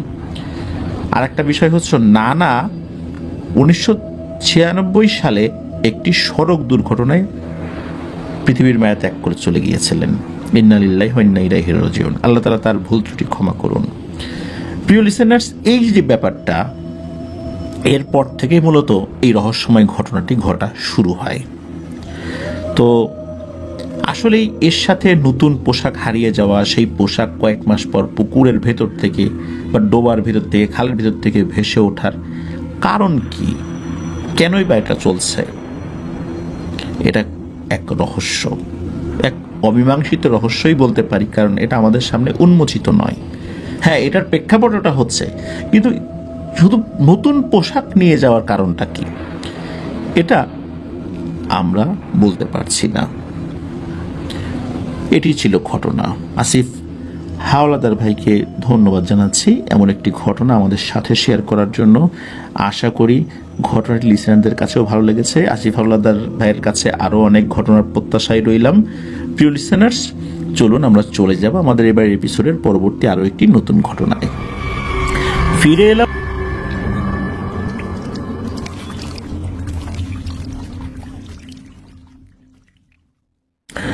আবারও স্বাগতম জানাচ্ছি প্রিয় লিসেনার্স আমাদের 131তম এপিসোডের নতুন আরও একটি ঘটনায়। এখন যে ঘটনাটি আপনাদের সাথে শেয়ার করব, এই ঘটনাটি আমাদেরকে যিনি পাঠিয়েছেন তার নাম শেখ সানি। ওনার বাড়ি গোপালগঞ্জ জেলার কাশিয়ানী উপজেলার করামারি গ্রামে। জীবিকার তাগিদে 2011 সালের 1 ডিসেম্বর নারায়ণগঞ্জের আদমজি ইপিজেডের ভেতর একটি গার্মেন্টসে কোয়ালিটি কন্ট্রোলার হিসেবে জয়েন করেছিলেন। সঙ্গত কারণে গার্মেন্টসটার নাম উল্লেখ করা যাচ্ছে না, কারণ প্রতিষ্ঠানটি এখনো চালু রয়েছে। তো বলে রাখা ভালো, উনি যেই গার্মেন্টসটাতে জয়েন করেছিলেন ওটা প্রায় 5 বছর বন্ধ থাকার পর নতুন করে চালু করা হয়। ওনার প্রতিদিনের কাজ বেশ ভালোভাবেই চলছিল, তবে মাঝে মাঝেই সকালবেলা ডিউটিতে আসলে কিছু অস্বাভাবিক জিনিস উনি সহ অনেকেই লক্ষ্য করতেন। এই ধরা যাক, ট্রলিতে সোয়েটার বা টি শার্টের পার্ট লোড দিয়ে রেখে গেলে সকালে সেখানে খালি পাওয়া যেত। আবার মাঝে মাঝে গার্মেন্টসের যে জেকার্ট মেশিন রয়েছে, এই জেকার্টের মেশিন সকালে আপনা আপনি অন পাওয়া যেত, অথচ এটা কিন্তু বন্ধ করা ছিল। তারপর গার্মেন্টসে কিন্তু লিঙ্কিং মেশিন নামে মেশিন রয়েছে, এই লিঙ্কিং মেশিনে পার্ট ধরানো থাকতো। এখন পার্ট ধরানো বলতে যারা এখানে কাজ করেন তারা বুঝতে পারবেন। এরকম ছোট ছোট অস্বাভাবিক বিষয় লক্ষ্য করা যেত। তো প্রতিদিনের মতো 15 ডিসেম্বর দিনের কাজ শেষ করে অফিস থেকে বের হওয়ার আগে অফিস কর্মকর্তা কয়েকজন ভাইয়ের সাথে বিভিন্ন বিষয় নিয়ে আলোচনা করা হচ্ছিল। তার কথার মাঝে এক ভাই বলে উঠল যে, সানি ভাই, আপনাকে যদি একটা মোবাইল দেওয়া হয়, আপনি কি একটা রাত অফিসের মাঝে একা একা হাঁটতে পারবেন বা কাটাতে পারবেন? মানে একটা মজা করেই বলল, কারণ ওনার মোবাইলের প্রতি একটা ঝোঁক বেশি ছিল, আর মোবাইলে মুভি দেখা যেত, আবার মোবাইলে গান শোনা যেত, আর মোবাইলের প্রতি ওনার আগ্রহ বেশি থাকার কারণে এই বিষয়টা তাকে ওনারা মজা করেই বলেন। তখন আরেকজন বলল, আচ্ছা ঠিক আছে, আপনাকে মোবাইল না 2000 টাকা দেওয়া হবে, থাকতে পারবেন? তো উনি আবার বললো যে, ভাই টাকা পয়সা দিতে হবে না, হেডফোন কানে দিয়েই একটা রাত এমনি কাটাই দিতে পারবো। তো এক ভাই আবার পাশ থেকে বলে উঠল যে, সানি, অফিসের মাঝে এমনিতেই কিন্তু অনেক অস্বাভাবিক ঘটনা ঘটছে, তুমি ওদের কথা শোনো না, এটা করা ঠিক হবে না। তো সানি ভাই আবার আগ্রহ নিয়ে বললেন যে, আরে কিছু হবে না, আমি থাকবো একটা রাত। তো কথা অনুযায়ী পরের দিন 16 ডিসেম্বর অফিসের সকল কার্যক্রম বন্ধ থাকবে। ওই রাতেই উনি একা রাত কাটানোর সিদ্ধান্ত নিলেন সকলের সাথে কথা বলে। তো উনি এই বিষয়টা নিয়ে বেশ আগ্রহী ছিলেন, আর তাছাড়া ওনার চিরপরিচিত কর্মস্থল, দীর্ঘদিন ধরে আসার পর থেকে এখানেই কাজ করছেন, তো এখানে আর ভয়ের কি আছে, তাই না? তো উনি এটা খুবই চিন্তা করেছেন।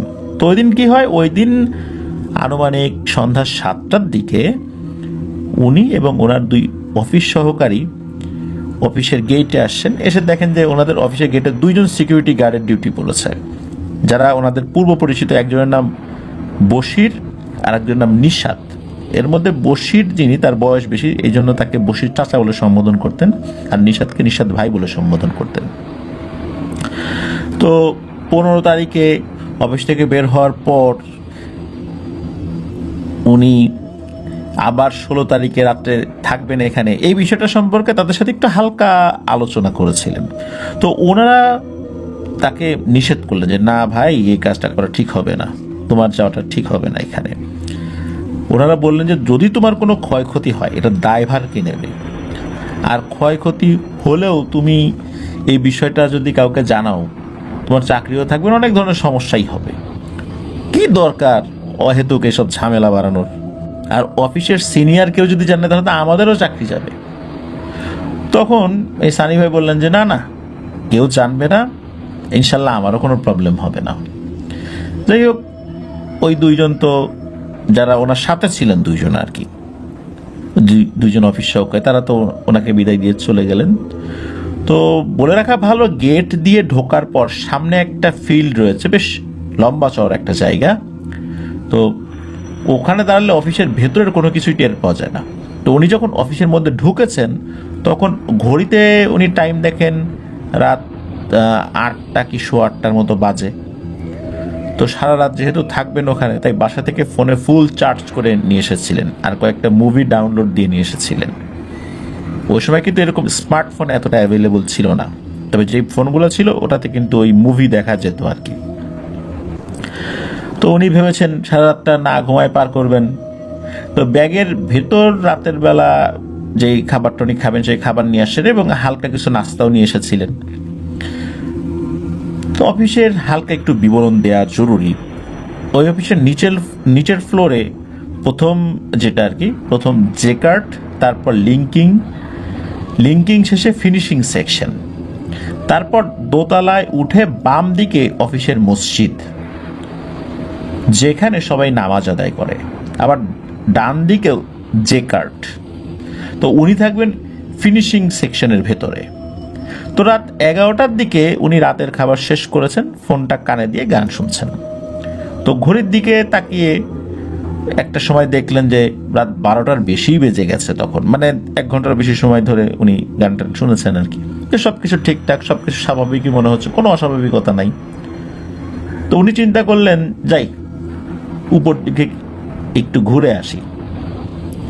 উনি সিঁড়ি বেয়ে উপরে উঠে ডান দিকে জেকার্টের ভেতর যখন যাবেন তখন হঠাৎ করে চোখ পড়ে বাম সাইডে মসজিদের দরজায়, মানে নামাজের জায়গা যেটা ওখানে ছিল ওই বিল্ডিংয়ে। তো উনি দেখলেন দরজাটা আপনা আপনি খুলে গেল। তখন ওনার শরীরে একটা হালকা ঝাঁকুনি অনুভব করলেন। উনি ভাবলেন মসজিদের দরজা তো এমনিতেও লক করা থাকে না, হয়তো বাতাসে খুলে গেছে। তো যাই হোক, উনি ওইদিকে দৃষ্টিপাত না করে জেকার্টের ভেতরে প্রবেশ করলেন। তো জেকার্ট মেশিন যেখানে থাকে ওখানে নাকি 24 ঘন্টায় এসি অন করা থাকে মেশিনগুলোকে ঠান্ডা রাখার জন্য। তো ওখানে ঢুকে কিছুক্ষণ এদিক সেদিক হাঁটাহাঁটি করলেন, তারপর অনুভব করলেন যে এখানে বেশ ঠান্ডা লাগছে ওনার। আর এমনিতে ডিসেম্বর মাস, ঠান্ডা তো ছিলই। তো উনি ভাবলেন যাক এবার বের হয়ে ফিনিশিং ফ্লোরে শুয়ে একটা মুভি দেখে আসি। তো উনি যখন সিঁড়ির কাছে আসলেন তখন উনি অনুভব করলেন ওনার কানে মসজিদের দিক থেকে ফিস ফিস করে কিছু একটা পড়ার আওয়াজ ভেসে আসছে। তো উনি সাথে সাথে মসজিদের দরজা এবং জানালা দিয়ে ভেতরে তাকিয়েছেন, কারণ তো ওইখানে তো উনি কাছেই ছিলেন আর কি, একদম কাছেই। উনি ওদিকে তাকিয়ে যেটা দেখেন সেটা দেখার জন্য উনি মোটেও প্রস্তুত ছিলেন না। হালকা ডিম লাইটের আলোতে উনি দেখতে পান যে কাতারে আনুমানিক 25 থেকে 30 জন দাঁড়িয়ে আছে, আর সামনে একজন দাঁড়িয়ে নামাজ পড়াচ্ছেন, মানে একজন ইমাম রয়েছেন যিনি সবার থেকে লম্বা। বাকি যারা আছেন সবাই আবার এক সাইজের আর কি, মানে একই উচ্চতার, সবার একই ড্রেস, মাথায় পাগড়ি, মুখে দাড়ি। পেছন থেকে দেখছিলেন তো ওরকমটা মনে হচ্ছিল আর কি, আর পাঞ্জাবি জুব্বা পরা। তবে ওরা স্বাভাবিক মানুষের থেকে বেশ লম্বা। তবে ইমাম যিনি দাঁড়িয়েছেন তিনি আবার এদের সবার থেকে লম্বা। উনি যেন মনোমুগ্ধ হয়ে দেখছেন।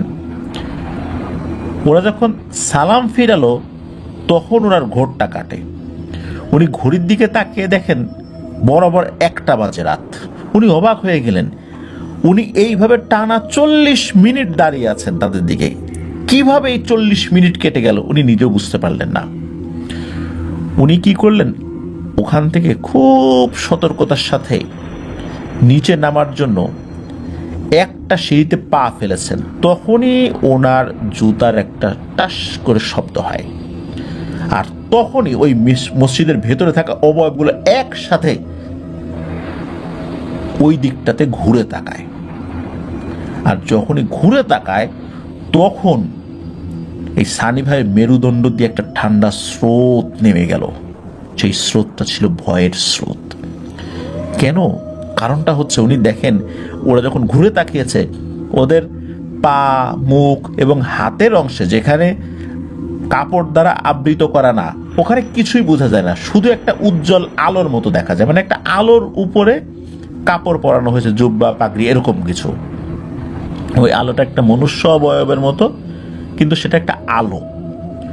তো উনি কোনোভাবে নিজেকে সামলে নিয়ে এই জেকার্টের ভেতর দিয়ে বের হওয়ার জন্য চেষ্টা করলেন। উনি ভাবলেন জেকার্টের ভেতর দিয়ে লিঙ্কিং পার হয়ে ফিনিশিংয়ে গিয়ে বসবেন।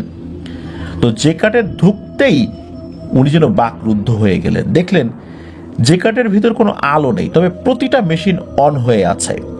আর মেশিনে কাজ করার সময় এক ধরনের টুট টুট টুট শব্দ শোনা যায়, এটাও শোনা যাচ্ছে। একটা সিরিয়ালে আনুমানিক 50 থেকে 60টা মেশিন রয়েছে, এমন 15টা সিরিয়াল রয়েছে। আর জেকার্ট মেশিন কন্ট্রোল করার জন্য একটা ইলেকট্রিক ডিসপ্লে থাকে। কোনোটার ডিসপ্লে 5 ইঞ্চি, কোনোটা 6 ইঞ্চি, আবার কোনোটার আরও বড় হয়ে থাকে। ওই ডিসপ্লে থেকে একটা সবুজ আলো আসে। ওই হালকা আলোতে উনি যেটা দেখেন সেটা আরও ভয়াবহ। উনি দেখলেন 5 থেকে 6টা মেশিন পরপর একটা মানুষের মতো অবয়ব দাঁড়িয়ে আছে এবং একে অপরের সাথে কি যেন বলা বলি করছে। এটা দেখার পর উনি যা দোয়া দুরুদ জানতেন সেটা পড়তে শুরু করেন। ওনার কণ্ঠটা যেন আস্তে আস্তে থেমে যাচ্ছে, কণ্ঠ দিয়ে আর কিছু বের হচ্ছে না, কাঠ হয়ে আসছে। যে কাঠের সবাই যেখান দিয়ে হাঁটাচলা করে উনি চোখ বন্ধ করে আল্লাহু আকবার বলে ওই দিক দিয়ে দৌড় দিয়েছেন লিঙ্কিং এর দিকে। তো লিঙ্কিং এ ঢুকতেই শুনলেন একসাথে শত শত মানুষ ফিস ফিস করে কথা বলে, যেমনটা শব্দ ঠিক ওরকম শব্দ। সামনে তাকাতেই নিজের শরীরের শক্তিটা যেন চলে গেল ওনার। উনি দেখলেন প্রতিটা লিঙ্কিং মেশিনে ছেলে মেয়ে উভয় মানুষের অবয়ব স্পষ্ট বোঝা যাচ্ছে। ওনার বুঝতে বাকি রইল না উনি কত বড় বিপদে পড়েছেন। ভাবলেন যেভাবেই হোক ওই ফিনিশিং এর দরজার কাছে গিয়ে পেছনের গেটের সিকিউরিটিদেরকে উনি ডাক দেবেন। যেই না সামনের দিকে দৌড় দিয়েছেন, পাশেই একটা লোহার ট্রলিতে সজোরে ওনার পায়ের বৃদ্ধাঙ্গুলে আঘাত লাগে। উনি লক্ষ্য করলেন আঘাতের শব্দে সবাই একসাথে উঠে দাঁড়ালো। আরও লক্ষ্য করলেন উনি জোরে দৌড়ে যাচ্ছেন আর ওনার পা ঠিক যেই জায়গায় পড়ছে ওখানে 4 থেকে 5 জন করে অবয়ব হুমড়ি খেয়ে পড়ছে ওই ফ্লোরের উপরে। মনে হচ্ছে ওখানে কোনো একটা খাবার আছে, সেটা খাবে, কিন্তু তার উপর আক্রমণ করছে না। যাই হোক, কোনোভাবে ফিনিশিংয়ে কাছে উনি চলে আসেন, যেখানে ওনার ব্যাগ আছে ওখানেও চলে আসেন। আর পায়ের নিচে পিচ্ছিল কোনো কিছুতে উনি পড়েও যান। পায়ের দিকে তাকাতেই উনি দেখেন ওনার পায়ের যে বৃদ্ধা আঙ্গুলটা ওটা খুব বাজেভাবে কেটে গেছে এবং ওই দিক দিয়ে খুব বেশি করে রক্ত বের হচ্ছে। পা সম্পূর্ণ রক্তে ভিজে আছে। উনি বুঝতে পারলেন যখন ট্রলিতে আঘাত লেগেছিল তার কারণে এটা হয়েছে। কেননা জুতা বলতে একটা স্যান্ডেলের মতো ছিল আর কি। জুতা পরলে তো আসলে সামনের এই বৃদ্ধাঙ্গুলিতে আঘাত লাগার কথা না, এটা স্যান্ডেল পরা ছিল। মূলত এই কারণেই ওই আঙ্গুলে আঘাত লাগার কারণে আঘাতটা গুরুতর হয়েছিল। আর উনি যখন যে দিক দিয়ে দৌড়ে এসেছেন ওদিকে তো রক্ত পড়েছে, আর ওইখানেই মূলত ওই মানে হুমড়ি খেয়ে পড়েছে। উনি এটাও দেখেন যে 5-6 জন আর একটা দল সামনের দিকে এগিয়ে এসে এই রক্তের যে ছাপটা যেখানে আছে সেটা জিহবা দিয়ে চেটে চেটে একটা একটা করে শেষ করে আরো সামনের দিকে আসছে, মানে তার দিকে আসছে। আর এদের চেহারাটা তখন উনি দেখেন খুব বিদঘুট এবং ভয়ঙ্কর, তবে চেহারার বিবরণ উনি আসলে ওইভাবে দিতে পারেন নাই, খুব বিদঘুটে ভয়ঙ্কর ওনার কাছে মনে হয়েছে। এরপর উনি সেন্সলেস হয়ে যান। ওখানেই ওনার জ্ঞান আসলে চলে যায়। ওনার যখন জ্ঞান ফেরে তখন উনি দেখেন যে এই ইপিজেড সরকারি হসপিটালে উনি আছেন, ওনার পরিবারের সবাই সেখানে দাঁড়িয়ে আছে। উনি জানতে পারেন যে 3 দিন পর নাকি তার জ্ঞান ফিরেছে। এই সিকিউরিটি যে বশির চাচা, তো উনি বলেন যে মারাত্মকভাবে পা জখম অবস্থায় ফিনিশিং ফ্লোরে তাকে পড়ে থাকতে দেখেছেন। এরপরে হসপিটালে তাকে নিয়ে আসা হয়। টানা 2 সপ্তাহ জ্বর ছিল। এরপর একজন হুজুরের কাছ থেকে উনি পানি পরা নেন, ঝাড়ফুঁক করান। আল্লাহর রহমতে উনি সুস্থ হয়ে গিয়েছিলেন, তবে ওখানে উনি আর চাকরিটা করেন নাই। তো এটাই ছিল ঘটনা। প্রিয় লিসেনার্স, গার্মেন্টস রিলেটেড ঘটনা কিন্তু আমরা এর আগেও প্রচার করেছি। বিশেষ করে এই আদমজি ইপিজেটের বেশ কিছু গার্মেন্টস নিয়ে বিভিন্ন ধরনের ঘটনা প্রচলিত আছে। রাতের বেলা এত বিশাল বড় ভবনে অনেকেই থাকেন না। আবার কখনো কখনো যদি কাজের প্রেশার থাকে 24 ঘন্টায় কাজ চলে, সেই হিসাবগুলো আলাদা। আবার কখনো কখনো রাতের বেলা কাজ চলে না। অনেক সময় রাতের বেলায় বিশাল ভবনে অনেক ভয়ের ঘটনাই ঘটে থাকে। তো যারা এই ধরনের গার্মেন্টসে কাজ করছেন তাদের যদি জানা কোনো ঘটনা থাকে আমাদেরকে কিন্তু পাঠিয়ে দিতে পারেন afnanthehorrorworldbd@gmail.com এই মেল অ্যাড্রেসে। ঘটনা লিখে বা রেকর্ড করে উভয়ভাবেই পাঠিয়ে দিতে পারবেন। আর স্পেলিংটা আবারও বলে দিচ্ছি, afnanthehorrorwordbd@gmail.com। স্পেলিংটা আমরা আমাদের ভিডিও ডিসক্রিপশনে দিয়ে রেখেছি, সেখানে গিয়েও স্পেলিংটা চেক করতে পারবেন। প্রিয় লিসেনার্স, আমাদের ঘটনাগুলো কেমন লাগছে সেটা কিন্তু আমাদের এই ভিডিওর কমেন্ট সেকশনে জানাতে পারেন। এছাড়া আমাদের ফেসবুক পেজ এবং গ্রুপ রয়েছে, সেখানে গিয়েও জানাতে পারেন। চলুন প্রিয় লিসেনার্স, চলুন আমরা চলে যাব আমাদের এবার এপিসোডের পরবর্তী আরও একটি নতুন ঘটনায়।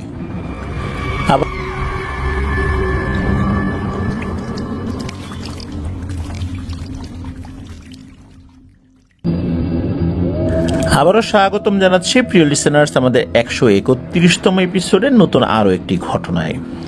এখন যে ঘটনাটি আপনাদের সাথে শেয়ার করব, এই ঘটনাটি আমাদেরকে যিনি পাঠিয়েছেন তার নাম মোহাম্মদ রাজীব হোসেন।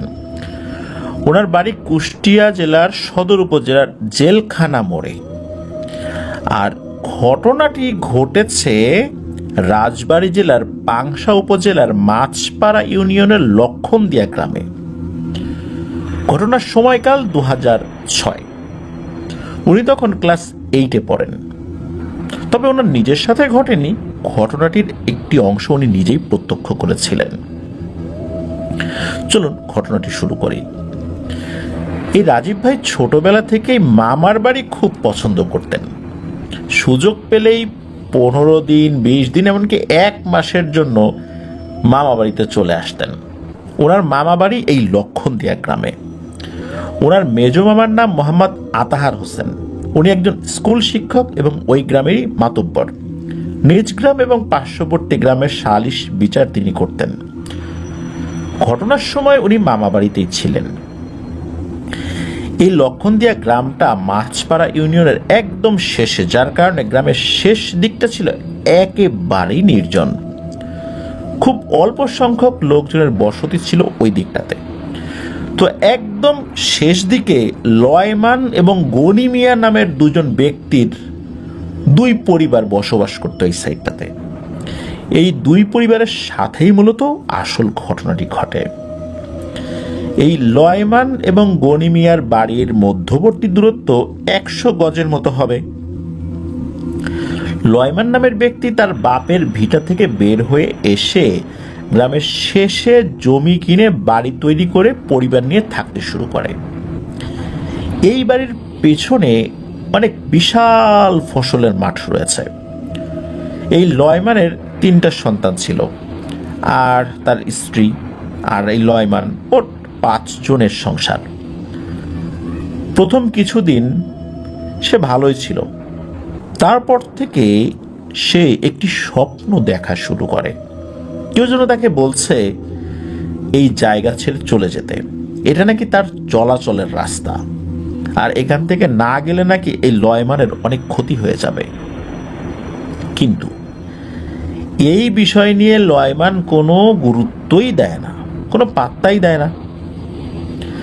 আবার যখন স্বপ্ন দেখতেই থাকে সে, তখন তার স্ত্রীকে স্বপ্নের কথা জানায়। তার স্ত্রীও বিষয়টা আমলে নেয় না। দিনের বেলায় ওই দিকটা গা ছমছমে পরিবেশ বিরাজ করত, আর রাতের বেলা কিন্তু একটি রহস্যময় ব্যাপার ঘটতে তারা শুনত। রাতের বেলা, বেশ অনেক রাতের বেলাই বলতে হবে, টিনের চালে মনে হতো টাস টাস শব্দ। টিনের চালের উপর দিয়ে কোনো মানুষ হেঁটে গেলে যেরকম শব্দ হয় ওই রকম। তো এরপর ওই শব্দটা আস্তে আস্তে মাঠের দিকে চলে যেত, মানে মনে হতো টিনের চাল থেকে নেমে ধপ ধপ শব্দ করতে করতে মাঠের দিকে চলে গেল। এরপরেও তারা এই বিষয়টা নিয়ে কোনোই গুরুত্ব দেয় না, এইভাবেই দিন কাটতে লাগে। এই লয়মান ছিল একজন কৃষক, কৃষি জমি চাষবাস এবং গরু ছাগল পালন করে তার সংসার চলত। এবার আসি গনি মিয়ার পরিবার এবং তার বাড়ির বর্ণনায়। গনি মিয়ার ছিল যৌথ পরিবার, তার ভাইয়েরা বাপের ভিটায় পাশাপাশি বাড়ি করেছিল। গনি মিয়া বাড়ি করার সময় পাশেই একটি পুকুর কেটেছিল, যাতে ওই মাটি দিয়ে উঁচু করে বাড়ি করা যায়। পুকুরে মাছ চাষ করত। পুকুরের পূর্ব পাশে পাড়ের উপর কলা গাছের ঝাড় ছিল, আর পশ্চিম পাশে ছিল ঘাট। ঘাটের পাশে বসার জন্য বাঁশের তৈরি একটা মাচা, স্থানীয়ভাবে সেটাকে চড়াট বলে, তো এই চড়াট বানানো ছিল, যাতে বাড়ির সদস্যরা অবসর সময়ে সেখানে বসে গল্প গুজব করতে পারে। এবং উত্তর দিকে ছিল মানুষের চলাচলের জন্য চওড়া কাঁচা রাস্তা। এই গনি মিয়ার কিন্তু বেশ বয়সও হয়েছিল। এই গনি মিয়ার মেয়ের বিয়ে হয়েছিল পার্শ্ববর্তী একটি গ্রামে।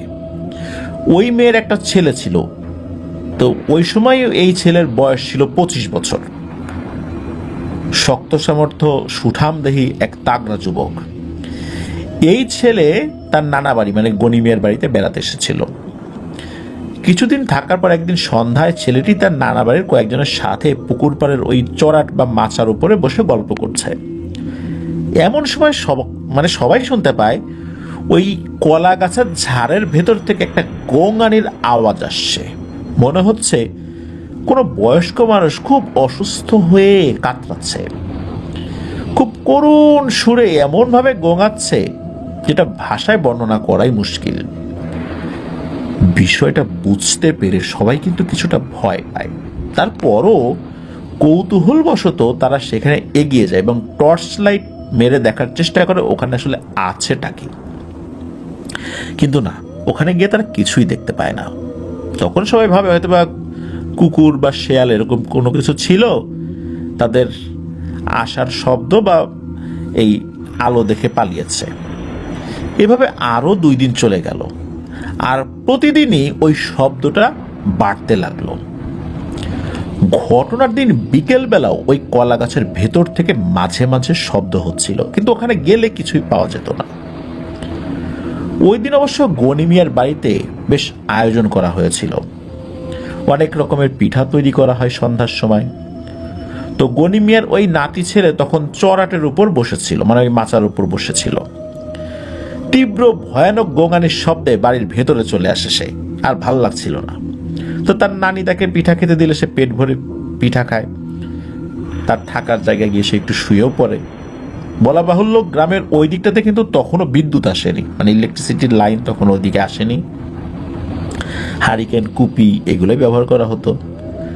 তো রাত 9:30টার ভিতরে সবাই শুয়ে পড়েছে, কিন্তু তখনও কিন্তু ওই গোঙানির তীব্র শব্দ তারা পাচ্ছিলেন।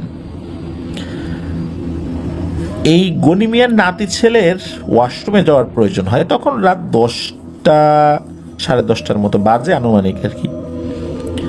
তো ওই ছেলে বাড়ির ভেতরের ওয়াশরুমে না গিয়ে সে কি করেছে, ওই পুকুরের সামনে রাস্তার ওই দিকটাতে যায়। তো তখনও কিন্তু ওই ছেলেটা নানা নানি মানে গনি মিয়া এবং তার স্ত্রী কিন্তু জেগে আছে, নিজেদের মধ্যে কথা বলা বলি করছেন। তো তার নাতি ছেলে যে ঘর থেকে বের হয়েছে এটা কিন্তু তারা বুঝতে পেরেছিলেন। তো ওই ছেলেটি ওখান থেকে ফ্রেশ হয়ে যখনই উঠতে যাবে ঠিক তখনই কলা গাছের ভেতরে কেউ দৌড়াচ্ছে, মানে দুমড়ে মুচড়ে যাচ্ছে কলা গাছ, এরকম একটা শব্দ শুনতে পেলেন। এরপর যখন ওই দিকটাতে তাকিয়েছে তখন মনে হলো কিছু একটা তার উপর ঝাঁপিয়ে পড়লো, আর ওই জিনিসটা ওই ছেলেটাকে প্রচন্ড জোরে আঘাত করতে লাগলো। ছেলেটাও তো শক্তিশালী ছিল, তারও খুব রাগ হলো, এই রাতের বেলা কে এসে আমাকে মারে, এত বড় সাহসকার। ছেলেটা ওই জিনিসটাকে কিল ঘুষি মারতে লাগলো আর কি, ধস্তাধস্তি হচ্ছে। তবে ওই জিনিসটা বেশ লোমশ ছিল। ওই ছেলেটা কি করেছিল, খামচি মেরে ওই জিনিসটার গা থেকে কিছু লম্বা লম্বা লোম ছিঁড়েও ফেলেছিল। এক পর্যায়ে এই দুইজনই রাস্তার পাশের শুকনো মাঠের ভেতরে গিয়ে পড়ে। ছেলেটি যখন ওই জিনিসের মুখে কয়েকটা ঘুষি মারে তখন ওই জিনিসটা ওই ছেলেটাকে শুকনো মাটির উপর আছাড় মেরে মাথাটা মাটির ভেতরে পুঁতে ফেলে এবং পা উপরে মাথা নিচে। তো ওই পা উপরে মাথা নিচে ওই মাথাটা ভেতরে ঢোকানোর সময় ছেলেটা একটা চিৎকার দেয়। তো তার নানা নানি তো তখনও জেগেছিল, চিৎকার শুনে বুঝতে পেরে তো তার নাতি ছেলের আওয়াজ। দ্রুত তারা আলো নিয়ে বাইরে বের হয়ে আসে রাস্তার উপরে। এসে দেখে যে ছেলেটা তখনও পা নাড়াচ্ছে, মানে ছটফট করছে, আর কোনো একটা জিনিস ওই ছেলেটাকে ঠেসে রেখেছে মাটির সাথে। দ্রুত যখন ওই দিকটাতে ওরা যায় তখন ওই অবয়বটা দৌড়ে মিলিয়ে যায়। কোন দিকে যে গেল ওনারা খেয়াল করেন নাই। সবাই ওইখানে যায়, যাওয়ার পর আল্লাহর অশেষ রহমতে ছেলেটাকে জীবিত অবস্থায় উদ্ধার করতে সক্ষম হয়। আর অল্প কয়েক সেকেন্ড পরে গেলেই হয়তোবা সে মারা যেত। তবে ওখানে যখন আলো নিয়ে গিয়েছে তখন ওই জায়গাটাতে বেশ কয়েকটা বড় বড় লোম পড়ে থাকতে দেখেছে তারা। তবে যেহেতু ছেলেটার এই অবস্থা, ওখান থেকে উদ্ধার করে নিয়ে আসা হয়, এই কারণে ওই লোম যে তুলে নিয়ে আসবে এই চিন্তা ওই সময় কারো মাথায় আসেনি। যাই হোক, ছেলেটাকে তুলে নিয়ে আসা হয়, তারপর বাড়িতে এনে শুইয়ে দেওয়া হয়, তার হুঁশ ফেরে। রাতেই সমস্ত গ্রামে খবর ছড়িয়ে যায়, সবাই খুব ভীত সন্ত্রস্ত হয়ে পড়ে। পরের দিন সকালবেলা এই যে রাজীব হোসেন ভাই, উনি কিন্তু সেই ছেলেটাকে দেখতে গিয়েছিলেন। মাত্র কয়েক সেকেন্ডে ছেলেটিকে যেখানে পুঁতে ফেলা হয়েছিল ওইটা কোনো মানুষের পক্ষে সম্ভব নয়, একেবারে শুকনো মাটি। আর একটা বিষয় সেটা ছিল যে ছেলেটির গলায় স্পষ্ট কালো 3 আঙ্গুলের ছাপ ছিল। আল্লাহর অশেষ রহমতে পরবর্তীতে চিকিৎসার মাধ্যমে ছেলেটি সুস্থ হয়েছিল। ওইদিকে ওই যে লয়মান, সে কিন্তু মাঝে মাঝে স্বপ্ন দেখেই যাচ্ছিল, কিন্তু সে কোনো ধরনের কোনো ব্যবস্থা না নিয়ে দিনকে দিন পার করে যাচ্ছিল। দেখতে দেখতে বর্ষাকাল চলে আসে ওই বছরেরই। তো এরই মধ্যে কিন্তু ওই যে ওই ছেলেটার সাথে যেটা ঘটলো আর কি, এটার কিন্তু 6 মাস পার হয়ে গেছে, বর্ষাকাল চলে আসে। একদিন দুপুরের ঘটনা, লয়মানের 2 ছেলে মেয়ে স্কুলে ছিল। লয়মানের স্ত্রী তার ছোট বাচ্চাকে পোলিও টিকা খাওয়ানোর জন্য স্বাস্থ্যকেন্দ্রে নিয়ে গিয়েছিলেন।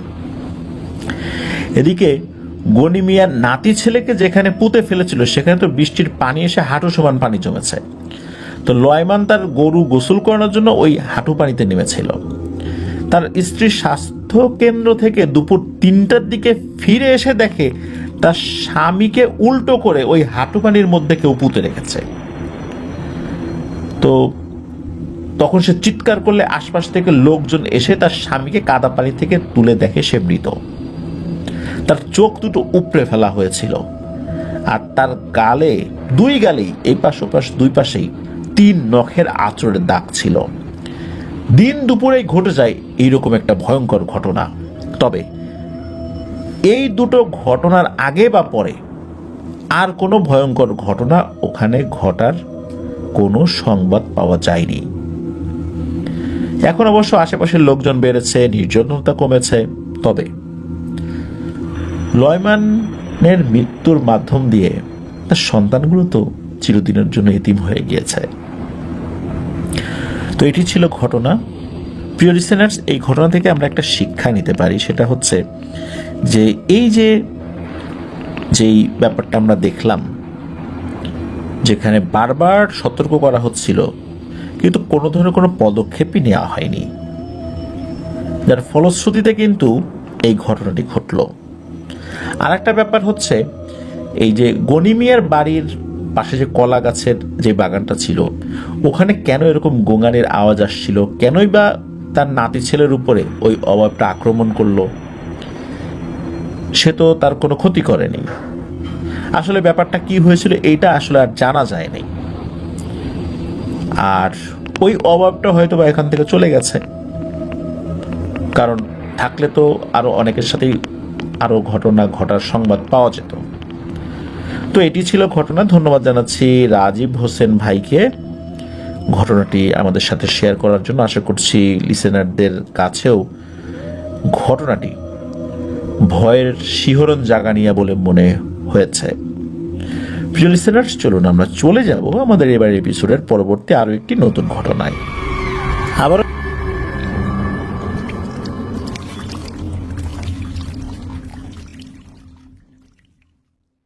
ফিরে এলাম প্রিয় লিসেনার্স আমাদের এবারের এপিসোডের নতুন আরো একটি ঘটনায়।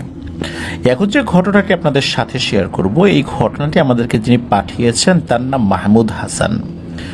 ওনার বাড়ি লক্ষ্মীপুর জেলার রামগতি উপজেলায়। উনি গ্রামের নামটি বলেছেন, তবে গ্রামের নামটি গোপন রাখার অনুরোধ করেছেন। যে ঘটনাটি উনি শেয়ার করেছেন এটি ওনার বাড়ির পাশেই একজনের সাথে ঘটেছিল। উনি এই ঘটনাটির অংশবিশেষ নিজেও দেখেছিলেন। তো ঘটনাটি যখন ঘটে ওনার বয়স তখন 15 কি 16 বছর। তো ওনাদের বাড়ি তখন মেঘনা নদীর পাড়ে ছিল। আর ঘটনাটি যার সাথে মূলত ঘটেছিল তার নাম হচ্ছে লিটন। লিটন একটি মাছ ধরার নৌকাতে থাকতো। লিটনের বাড়িও ছিল সেই মাছ ঘাটের কাছেই। তো লিটন যে নৌকাতে থাকতো সেই নৌকাটি ইলিশ মাছ ধরার জন্য ব্যবহার করা হতো। তো তারা কি করত, 3-4 দিনের বাজার এবং রান্নার সামগ্রী নিয়ে নদীতে চলে যেত, আবার 3-4 দিন পরে ফেরত আসতো ঘাটে। মাছগুলো ঘাটে বিক্রি করে দিত। তো যে কয়দিন নদীতে থাকতো মাছগুলো তারা বরফ দিয়ে ককশিটের বক্সে রাখতো। তো ওই দিন তারা ঘাটে যখন এসেছে তখন রাত প্রায় 8টার মতো বাজে। ওই দিন সবাই ঠিক করলো সবাই নিজ নিজ বাড়িতে যাবে, আবার সকালে ফেরত আসবে। তো কারো বাড়ি নদীর কাছে, আবার কারো বাড়ি একটু দূরে।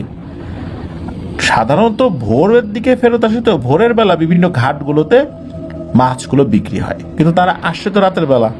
আর রাত হয়ে যাওয়ার কারণে তারা তো মাছগুলো বিক্রি করতে পারে নাই, সকালের জন্য অপেক্ষা করতে হবে।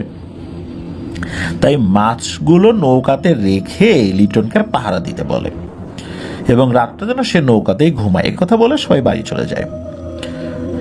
সকালবেলা এসে দেখে নৌকায় লিটন নেই এবং 1-2টা মাছের বডি পুরো খাওয়া, শুধু মাথাটা পড়ে আছে, কিন্তু বাকি মাছগুলো ঠিকঠাক আছে। তো ওই মাছগুলো নিয়ে বিক্রি করে ওরা তো সবাই লিটনকে খুঁজতে থাকে। লিটনের বাড়িতেও যায়, গিয়ে জিজ্ঞেস করে লিটন কোথায়। তো লিটনের বাড়ির লোকজন বলে কই লিটন তো ঘরে আসেন নাই। তো নৌকা সবাই বাজার সদাই করে, প্রয়োজনীয় কাজ সেরে বিকেলবেলা তারা আবারও মাছ ধরতে চলে যাবে। তো লিটনকে বলে আসে, লিটনের পরিবারকে এটা বলে আসে, লিটন যদি আসে তাহলে বলো যে খুঁজছিলাম, যেহেতু চলে যাচ্ছি 2-3 দিনের মধ্যে আসা হবে না বা 3-4 দিনের মধ্যে আসা হবে না, এরপরে আবার লিটনকে নিয়ে যাব। তো ওই নদীর ধারে একটা বাড়ি আছে, বাড়ির অর্ধেক প্রায় এখন নদীতে ভেঙে গেছে আর কি। তো দুপুরে কালাম মিয়া নামে একজন তার ফসলি জমির কাজ শেষ করে নদীর পাড়ে ওই বাড়ির পাশ দিয়ে আসার সময় দেখে যে একটা বিশাল বড় কড়ই গাছের নিচে লিটন ঘুমাচ্ছে। তো উনি তাকে ডেকে বলে, কিরে তুই এখানে কেন, তোকে তোর বাড়ির লোকজন খুঁজতেছে। তো সে কোনো কথা না বলে সোজা খাল পার হয়ে তার বাড়িতে চলে আসে। বাড়িতে এসে তার বোনের পিঠে প্রচন্ড জোরে মেরেছে একটা কষে থাপ্পড় এরকম একটা থাপ্পড় খেয়ে তার বোন তো ওরে মা গো বাবা গো বলে চিৎকার করে উঠেছে, আর থাপ্পড় মেরে বলছে এই ভাত দে, ভাত খাবো, কতদিন খাই না। এ কথা শুনে তার বোন তাকে বলে, এই তুই কোথায় ছিলি এতক্ষণ, বল আগে, আর কি বলিস, কতদিন খাস না মানে? তো সে বলে যে ভাত দে, কথা বাড়াস না। তো যাই হোক, তার বোন তাকে ভাত দেয়। নিশ্চয়ই কারোর সাথে ঝগড়াঝাটি হয়েছে, মনে হয় মেজাজ গরম, এই জন্য এরকম থাপ্পড়টা মারছে আর কি। তো পরিবারের সদস্যরা আশ্চর্য হয়ে যায়, সে 2-3 জনের ভাত একাই খেয়ে ফেলেছে। এদিকে তার শরীর প্রচন্ড গরম, চোখগুলো লাল টকটকে হয়ে আছে। এটা কিন্তু পরিবারের সদস্যরা খেয়াল করেছে। খাওয়া দাওয়া শেষেই শুরু হয়ে গেছে তার পাগলামি। সে বিড়বিড় করে কি যেন বলে, দৌড়ে খালের দিকে চলে যায়। সে সবার গায়ে হাত তোলে। তার এই আচরণ দেখে আশেপাশের লোকজন বলছে যে ওকে দ্রুত কবিরাজের কাছে নিয়ে যাও, ওর অন্য কোনো সমস্যা হয়েছে। তো লোকজন কোনোভাবে ওকে আটকে রাখে। আসরের নামাজের পর স্থানীয় মসজিদের একজন হুজুর এসে ঝাড়ফুঁক করে, এতে তার কিছুই হয় না। ওই ঝাড়ফুঁক করার সময় এই মাহমুদ হাসান ভাইও ছিলেন, যিনি আমাদেরকে ঘটনা পাঠিয়েছেন আর কি। তখন ওই হুজুর বলে যে ওকে রুহুল কবিরাজের কাছে নিয়ে যাও, আমি এসব বড় সমস্যার সমাধান করতে পারি না, এমনি টুকটাক ঝাড়ফুঁক জানি। এদিকে এই লিটন যে নৌকাতে থাকতো তারাও চলে এসেছে খবর পেয়ে। তো ওই সময় তো তাদের কাছে মোবাইল ফোন ছিল, আর তারা নদীর মধ্যে গেলে ওইখানে মোটামুটি নেটওয়ার্ক পাওয়া যেত আর কি। তো ওরাও এসে এই জিনিসটা দেখে বলতেছে যে ওরে তো চিকিৎসা করান ভালো করে, বিষয়টা ভালো মনে হচ্ছে না। তো এদিকে রুহুল হুজুর উনি সন্ধ্যার কিছুক্ষণ পরে আসেন। আসার পরে যেই রুকিয়ার তার যে পদ্ধতি, কিছু শুকনো মরিচ, কিছু সরিষা পুড়িয়ে তার নাকের ডগায় ধোয়া দিয়েছেন, এবং স্থানীয়ভাবে একটা গাছ রয়েছে যেটাকে কাপিলা গাছ বলেছেন মাহমুদ হাসান ভাই, যে এই কাপিলা গাছের ডাল দিয়ে নাকি মারতে থাকে, কোনো কথাবার্তা ছাড়াই পেটানো শুরু করছে। এতে লিটন চিৎকার দিয়ে বলে ওঠে, রুহুল রে, আমি চলে যাচ্ছি, কিন্তু মনে রাখিস আমি তোকে দেখে নিব। এর পরপরই নাকি লিটন অজ্ঞান হয়ে পড়ে, তাকে জ্ঞান ফেরানো হয়, সে কিছুই বলতে পারে না। সে বলে আমার খুব ঘুম পাচ্ছে, আমি ঘুমাবো। তো সত্যি এ কথা বলার সাথে সাথে ঘুমিয়েও পড়ে, আর তারপর তার গায়ে প্রচন্ড জ্বর আসে। একটু পরেই বাহিরে লোকজনের হইচই শোনা যায়। এই মাহমুদ হাসান ভাই উনি নিজেও অন্যান্য সবার সাথে বাইরে গিয়ে দেখেন যে একটা দোকানের সামনে ওই রুহুল কবিরাজ অজ্ঞান হয়ে পড়ে আছে। কিছু লোক তাকে ধরাধরি করে দোকানের টেবিলের উপরে শুইয়ে দেয়, আর সবাই বলে কি হয়েছে ওনার। তো তারা বলে যে ওনার চিৎকার শুনে ওইদিকে আমরা দৌড়ে গিয়ে দেখি উনি অজ্ঞান হয়ে পড়ে আছে। তার কিছুক্ষণ পরে অবশ্য এই রুহুল কবিরাজের জ্ঞান ফেরে, এবং দেখা যায় তার গালে পিঠে অসংখ্য খামচি এবং কালো রক্তের দাগ হয়ে আছে। তাকে জিজ্ঞেস করা হয় যে আপনার হয়েছিলটা কি?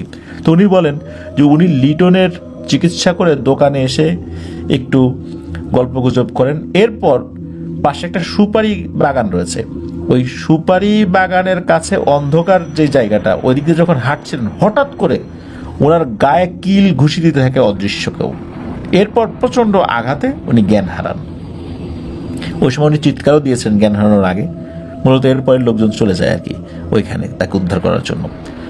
তো কবিরাজ বলে যে আমি জানি এটা কে করছে, আচ্ছা কেউ খুব বেশি চিন্তা করো না, আর তোমরা আমার সাথে চলো, আমাকে একটু বাড়িতে দিয়ে আসো, আমি একা যেতে সেফ ফিল করছি না। আর লিটনের পরিবারের সদস্যরা যারা ওখানে এসেছিলেন তাকে দেখার জন্য, তো তাদেরকে উদ্দেশ্য করে বলেন যে তোমরা রাতে ওর দিকে খেয়াল রেখো, আমি কালকে ইনশাল্লাহ আমার পরিচিত এক হুজুরকে নিয়ে আসব। কিন্তু সমস্যা কি হলো, ওই রাতে শুরু হলো আবার লিটনের সেই পাগলামি। লিটনকে ধরে রাখা যায় না, কিন্তু তার গায়ে প্রচন্ড জ্বর, সে একাই পুরো ঘর দুমড়ে মুচড়ে ফেলবে, এবং সে চিৎকার করে বলছে আমি ওকে ছাড়বো না, আমার গায়ে আঘাত, এত বড় সাহস, আমাকে ছেড়ে দেয়। এদিকে লোকজন তো তাকে শক্ত করে ধরে রেখেছে। তো এইভাবেই কেটে যায় রাত। সকালবেলা ওই রুহুল কবিরাজ আসেন, তার সাথে 24 কি 25 বছর বয়সের একজন হুজুর এসেছেন। তো তাকে সব বলার পর ওই রুহুল কবিরাজ হুজুরকে বলেন যে আমার বাড়িতে কালকে এক অদ্ভুত ঘটনা ঘটেছে। সেটা হচ্ছে রাতের বেলা ওনারা যখন আসলে শুয়েছেন আর কি, তো টিনের চালের উপর অসংখ্য কবুতর মনে হচ্ছে হাঁটাহাঁটি করছে। এরপরে একটা ভয়ঙ্কর মোটা কণ্ঠ ভেসে আসে এবং বলছে, ওরে রুহুল, তোকে আমি ছাড়বো না, মনে রাখিস। তো এই সমস্ত কথা শোনার পর ওই যে যিনি নতুন হুজুর আসছেন তিনি বলেন, আচ্ছা ঠিক আছে, এসব কাজ তো আসলে সন্ধ্যার পরে করতে হয়, দিনের বেলা এইসব কাজ ওইভাবে হয় না। তা আমি কিছু ঝাড়ফুঁক করে যাচ্ছি, আমল করে যাচ্ছি, এর মধ্যে ইনশাল্লাহ তেমন কিছু হবে না, সন্ধ্যার পর আমি এসে কাজ করব। তো উনি কিছু ঝাড়ফুঁক করে দিয়ে যান, এরপরে মোটামুটি সব কিছু স্বাভাবিকই থাকে। সন্ধ্যার পর উনি যথারীতি চলেও আসেন। তো উনি বলেন যে একটা ঘরে ঢুকবো লিটনকে নিয়ে, 2 জন পুরুষ মানুষ থাকলেই হবে। তো 2 জন পুরুষ মানুষ ঢোকেন। তখন অবশ্যই যে মাহমুদ হাসান ভাই বাইরে ছিলেন ঘরের, উনি পরবর্তীতে ওনারা কাকার মাধ্যমে জেনেছিলেন, কারণ ওই ঘরের মধ্যে ওনারা কাকা ঢুকেছিল আর কি। তো হুজুর রিচুয়াল করে ওই জিনকে হাজির করেন লিটনের উপর, আর হাজির হওয়ার সাথে সাথে লিটনের কণ্ঠটাও বেশ মোটা হয়ে যায়। এসেই বলে, এই আমাকে ডাকছিস কেন, বেশি বাড়াবাড়ি করিস না কিন্তু, নাহলে তোর অবস্থাও কিন্তু ওই রুহুল কবিরাজের মতো করে ছাড়বো, তুইও কি আমাকে মারবি নাকি? তখন হুজুর বলে, না আমি তোমাকে কিছু করব না, শুধু আমার কিছু প্রশ্নের উত্তর দাও। তখন এটা শুনে লিটনের মধ্যে থাকা ওই জিনটা বলে, আমি কারো কাছে কৈফিয়ত দিতে আসি না, কোনো কথারই উত্তর আমি দেব না। তখন হুজুর, আচ্ছা ঠিক আছে, উত্তর দিবি না ভালো কথা, তুই চেষ্টা করে দেখতে এখন তুই যেতে পারিস কিনা, আসছিস তো আমার ইচ্ছায়, যেতেও হবে আমার ইচ্ছায়, তুই চেষ্টা কর যেতে পারিস কিনা, আর বেশি বাড়াবাড়ি করলে তোর এই জায়গায় শেষ হয়ে যাবে তোর জীবন। তো ওই জিনটা কি করে, সে কোনোভাবে বের হয়ে যাওয়ার চেষ্টা করছিল কিন্তু পারে না। তখন ওই জিনটা বুঝতে পারে সে আটকে গেছে। তখন ওই জিনটা বলে ওঠে, ভালো হবে না রে, আমাদের ছেড়ে দে। তখন হুজুর বলে, আমার প্রশ্নের উত্তর দিয়ে তোকে ছেড়ে দেব, তোকে আটকে রাখার ইচ্ছা তো আমার নাই, এখন বল এই ছেলেটাকে কেন কষ্ট দিচ্ছিস। জিনটা প্রথম দিকে চুপ করে থাকে, তো এটা দেখে হুজুর রুকিয়া শুরু করে। একটা পর্যায়ে ওই জিনটা কথা বলতে থাকে, সে বলতে থাকে, আমি তো ওই গাছে অনেক বছর ধরে থাকি, কই আমি তো কারো কোনো ক্ষতি করি নাই, কেউ আমাকে দেখছে এটাও বলতে পারবে না, আমি কাউকে ভয়ও দেখাই নাই। তা আমি ওই দিক দিয়ে যাচ্ছিলাম, দেখি নৌকাতে মাছ খেতে মন চাচ্ছিল, ওই নৌকাতে বিড়ালের রূপ নিয়ে গেছিলাম মাছ খেতে, ওই ছেলেটা আমাকে কাঠ দিয়ে বাড়ি মারলো, এতে আমি খুব আঘাতপ্রাপ্ত হই। তো তখন হুজুর বলেন, আচ্ছা রুহুল মিয়াকে এই অবস্থা কে করলো? তখন ওই জিনটা বলে, এটাও আমি করছি, কারণ ও চিকিৎসা করতে আসছে, ভালো কথা, ও বুঝছে যে আমি ওর মধ্যে আছি, ও আমার সাথে কোনো ধরনের কোনো কথাবার্তা না বলে আমাকে মারতে থাকে এবং ধোয়া আমার নাকের কাছে দেয়, তখনই আমি চলে যাই। ও তো ওর চিকিৎসা শুরু করার আগে আমার সাথে কথা বলতে পারতো, কিন্তু ও সেটা করে নাই, ও চিকিৎসা করার স্বাভাবিক নিয়ম ভঙ্গ করছে নিজেকে খুব বড় ভাবে, এই জন্যই আমি ওর উপর আক্রমণ করছি। ওখানে মাটির নিচে ওকে পুঁতে ফেলার ইচ্ছা আমার ছিল, কিন্তু ওই সময় লোকজন চলে আসার কারণে আমি পারিনি। এরপর হুজুরের সাথে অনেক কথা কাটাকাটি হয়, একটা পর্যায়ে সে চলে যেতে রাজিও হয়। তখন বলে, ঠিক আছে আমি চলে যাব, তেমন কিছু চাই না, শুধু আমাকে 1 হালি নদীর টাটকা ইলিশ মাছ দিবি। হুজুর বলে, ঠিক আছে, কোথায় দিতে হবে বলে দাও। তখন জিনটা বলে, আমি যেই গাছে থাকি ওই গাছের নিচে দিয়ে আসবি। তখন হুজুর বলে যে, তুই যে ওকে আর ধরবি না এটা আমি বুঝবো কিভাবে? তখন বলে যে, আমি আমার কথার 2 করি না কখনো। এরপর জিনটা চলে যায়, লিটন মাটিতে লুটিয়ে পড়ে। তার জ্ঞান ফেরানো হলে কিছুক্ষণ পরে তাকে জিজ্ঞেস করা হয় কি হয়েছে রাতের বেলা, মানে ওই রাত্রে কি হয়েছিল। তখন লিটন বলে যে সে তো নৌকায় ঘুমাচ্ছিল, হঠাৎ তার ঘুম ভাঙে ওই মাছের যে ককশিটের বক্স রয়েছে আর কি, ওখানে খসখস আওয়াজে। তো সে দেখে যে একটা বিড়াল ওইখানে আসছে এবং সে সেখান থেকে মাছ বের করার চেষ্টা করছে। তো ওই সময় লিটন কি করছে, তাকে তাড়িয়ে দিয়েছে। তো তার একটু পর ওই বিড়ালটা আবার আসে। ওই সময় এই লিটন ওই নৌকায় থাকা একটা কাঠ দিয়ে ওই বিড়ালটার গায়ে আঘাত করেছে এবং গালিগালাজও করছে। এরপর বিড়ালটি চলে যায়। এর কিছুক্ষণ পর ওই নৌকার গোলয়ের উপর হঠাৎ করে মনে হলো ধপাস করে কি যেন একটা কালো ছায়া পড়লো। এতে করে নৌকার ওই পাশটা মনে হলো ডুবেই যাচ্ছে, এত ভারী একটা জিনিস পড়ছে। এরপর ওই কালো ছায়াটা লিটনের উপর আক্রমণ করে এবং তার বুকে চাপ দিতে থাকে। এরপর আমার কিছু মনে নাই। তো যাই হোক, হুজুর তাকে বলে যে খবরদার ভুলে এরকম কাজ করবা না, রাতের বেলা কোনো প্রাণীর গায়ে আঘাত করবা না, কারণে কোনো প্রাণীর গায়ে আঘাত করবা না। এরপর হুজুর তেল পরা দিয়ে যান এবং ওই 7 দিন এটা গায়ে মাখতে বলেন। আর ওই হুজুর বলে যান যে কালকে আপনারা 4টা ইলিশ মাছ প্রস্তুত করে রেখেন, আমি নিজেই এগুলো ওর কাছে দিয়ে আসবো। তো হুজুর পরের দিন এসে ওই 4টা ইলিশ মাছ নিয়ে কড়ই গাছের এখানে রেখে আসছিলেন। এরপর থেকে আল্লাহর রহমতে কোনো সমস্যা হয়নি। তো এটি ছিল ঘটনা। তবে মাহমুদ হাসান ভাই বলেছেন যে ওই যে ঘাটটা, যেই ঘাটে আসলে সমস্যাটা হয়েছিল, ওই ঘাটটা এখন আর নাই, নদী ভাঙনে ওই জায়গাটা বিলীন হয়ে গেছে, এখন ঘাটটার আগের মতো নাই। তো ধন্যবাদ জানাচ্ছি মাহমুদ হাসান ভাইকে এমন একটি ঘটনা আমাদের সাথে শেয়ার করার জন্য। প্রিয় লিসেনার্স, আমরা কিন্তু 5টি ঘটনা শেয়ার করে ফেলছি। আপনারা কিন্তু কেমন ভৌতিক আনন্দ উপভোগ করছেন সেটা জানাতে কিন্তু ভুলবেন না এই ভিডিওর কমেন্ট সেকশনে। আর কোন ঘটনাটি সবচেয়ে বেশি ভালো লেগেছে সেটাও কিন্তু কমেন্ট করে আমাদেরকে জানাতে পারেন। আর এখন আমরা চলে যাব আমাদের এবারের 131তম এপিসোডের 6ষ্ঠ এবং শেষ ঘটনায়। ফিরে এলাম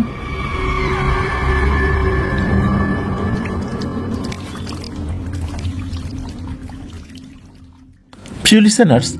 পৃথিবীতে এমন অনেক ঘটনা ঘটে যে ঘটনাগুলো কোনোটা রহস্যময় কিন্তু ভৌতিক নয়, আবার কোনোটা ভৌতিক কিন্তু রহস্যময় নয়, আবার কোনোটা ভৌতিকও নয় রহস্যময়ও নয়। মানুষের মধ্যে তেমন কোনো প্রশ্নের উদ্রেক করে না, মানুষ সেটা ভুলে যায়। আবার কোনো ঘটনা যদি হয় একই সাথে রহস্যময় এবং ভৌতিক, তাহলে জিনিসটা কেমন হয়? হ্যাঁ প্রিয় লিসেনার্স, এখন যে ঘটনাটি আপনাদের সামনে উপস্থাপন করতে যাচ্ছি, এই ঘটনাটি এই ধরনেরই একটি ঘটনা। এই ধরনের ঘটনা আমরা খুবই কম পেয়ে থাকি। ঘটনাটি বেশি বড় নয়, ছোট। তবে আপনাদের মনের মধ্যে অনেক ধরনের প্রশ্ন চলে আসবে এই ঘটনাটি শোনার পর। চলুন ঘটনাটি শুনে আসি। ঘটনাটি আমাদেরকে যিনি পাঠিয়েছেন তার নাম মাহদি হাসান। ওনার বাড়ি ঢাকার ধানমন্ডিতে। উনি একটা সময়ে সংযুক্ত আরব আমিরাতের শারজাতে থাকতেন, এখন যদিও বাংলাদেশে রয়েছেন। আর ঘটনাটি মূলত উনি শুনেছিলেন ওনারই এক মামা যার নাম সজীব, উনি বর্তমানে দুবাইতে রয়েছেন, তো তার কাছ থেকে। ঘটনাটি ঘটেছিল 2017 সালে। সজীব মামার সাথে একজন ব্যক্তি থাকতেন। তিনি দুবাইতে আসার আগে চায়নাতে একটি কবরস্থানে কাজ করতেন। প্রিয় লিসেনার্স, ঘটনাটির প্রেক্ষাপটটা একটু বোঝার জন্য বাংলাদেশের উদাহরণ যদি আমরা দিই, আপনারা বুঝতে খুব সহজেই পারবেন বলে আশা করি ইনশাল্লাহ। আপনারা যদি বড় কোনো কবরস্থানে যান, বিশেষ করে আজিমপুর কবরস্থানের উদাহরণ যদি আমরা দেই, সেখানে দেখা যায় যে অল্প কিছুদিন পরপরই কবরগুলো তুলে ফেলা হয়, যেহেতু জায়গার সংকুলান হয় না। 6 মাস পরে অনেক সময় দেখা যায় যে কবর তুলে ফেলা হয়েছে। 6 মাসে কোনো ডেড বডি পচে গলে গিয়ে কঙ্কাল হয়ে যায়। যদি কোনো আত্মীয় স্বজন ওখানে থাকা লোকদের সাথে যোগাযোগ করে, তাহলে আরেকটু বেশি সময় সেখানে কবরগুলো সংরক্ষণ করে রাখা যায়। তবে অনেক দীর্ঘ সময় ধরে রাখার আসলে সুযোগ নেই, সময়টা একটু দীর্ঘ করা যায়, এই আর কি। এই বাস্তবতা শুধু যে আমি বাংলাদেশের আজিমপুর কবরস্থানের কথা বলছি বিষয়টা এরকম না, বাংলাদেশের আরো অনেক কবরস্থানে এই ধরনের ঘটনা ঘটে। আর এই বাস্তবতা শুধু যে বাংলাদেশের ক্ষেত্রে বিষয়টা এরকম না, পৃথিবীর অধিকাংশ দেশেই যেখানে কবরস্থান রয়েছে সেখানে এই ধরনের ঘটনা ঘটে। আপনি মালয়েশিয়া, ইন্দোনেশিয়া যদি দেখেন, সেখানেও আজকের ঘটনার প্রেক্ষাপটটা অনেকটা একই রকম। সেখানেও এই একই ধরনের কবরস্থান রয়েছে।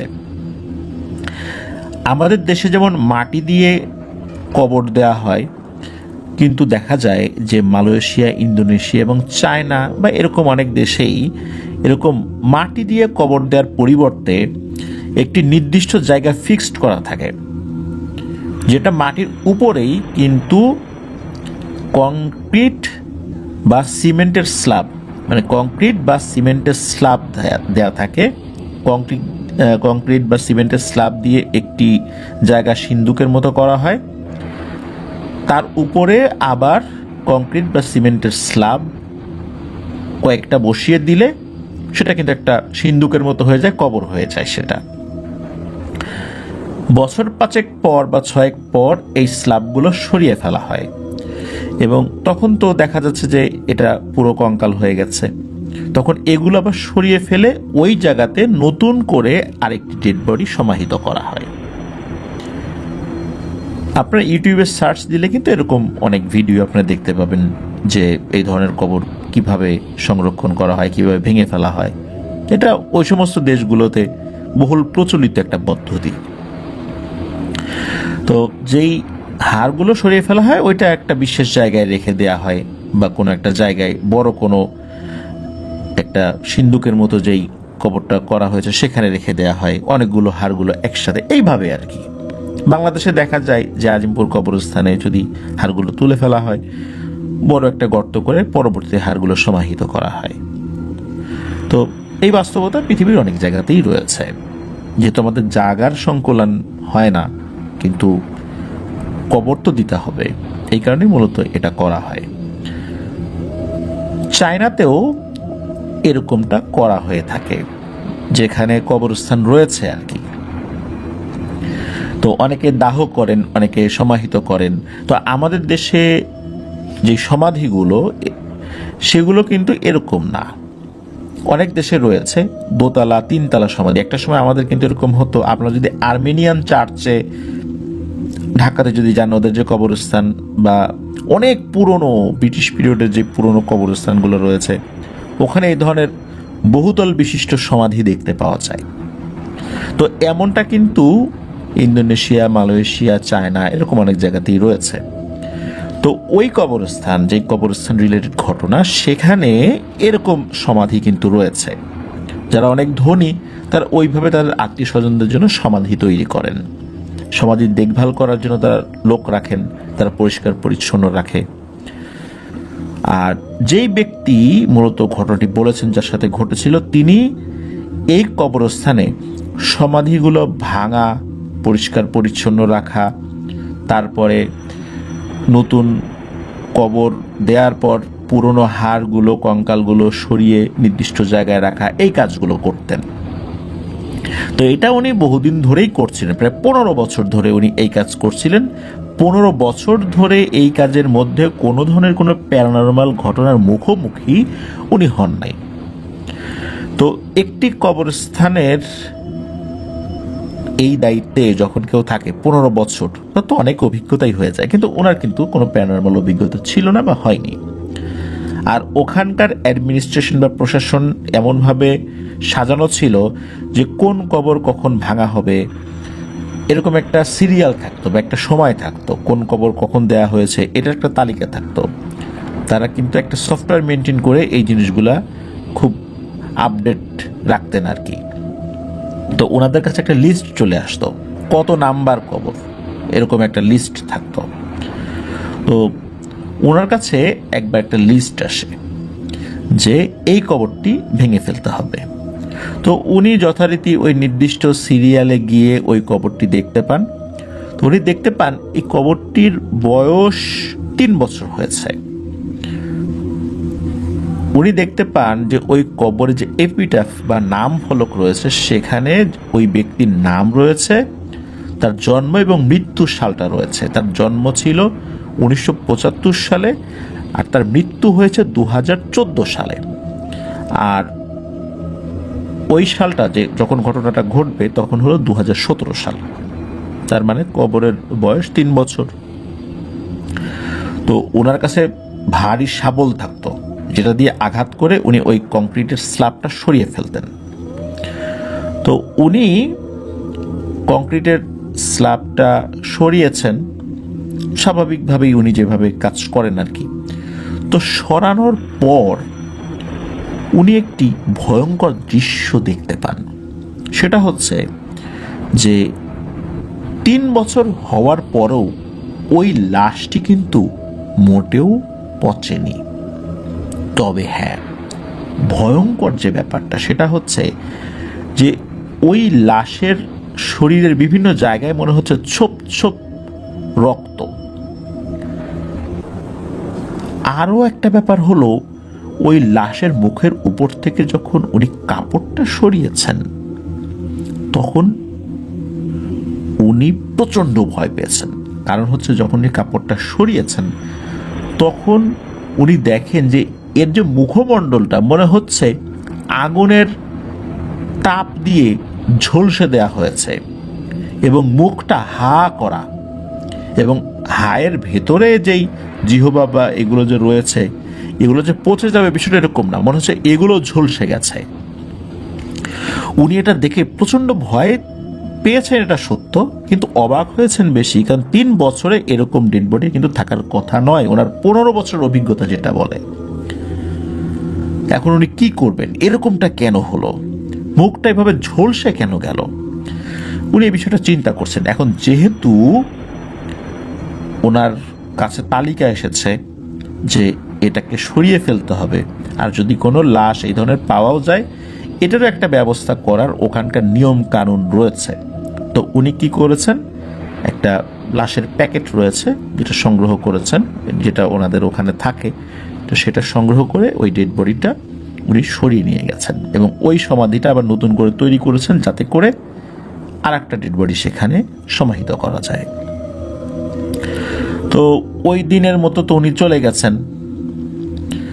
আর এরকম বিষয়গুলো ওইখানে দেখার মতো বা এটা নিয়ে কারো মাথা ব্যথা হবে এগুলো আসলে ওরকম লোকজন নাই। আর এগুলা নিয়ে কথাবার্তা ওখানকার লোকজন খুব একটা বেশি শুনতে চায় না।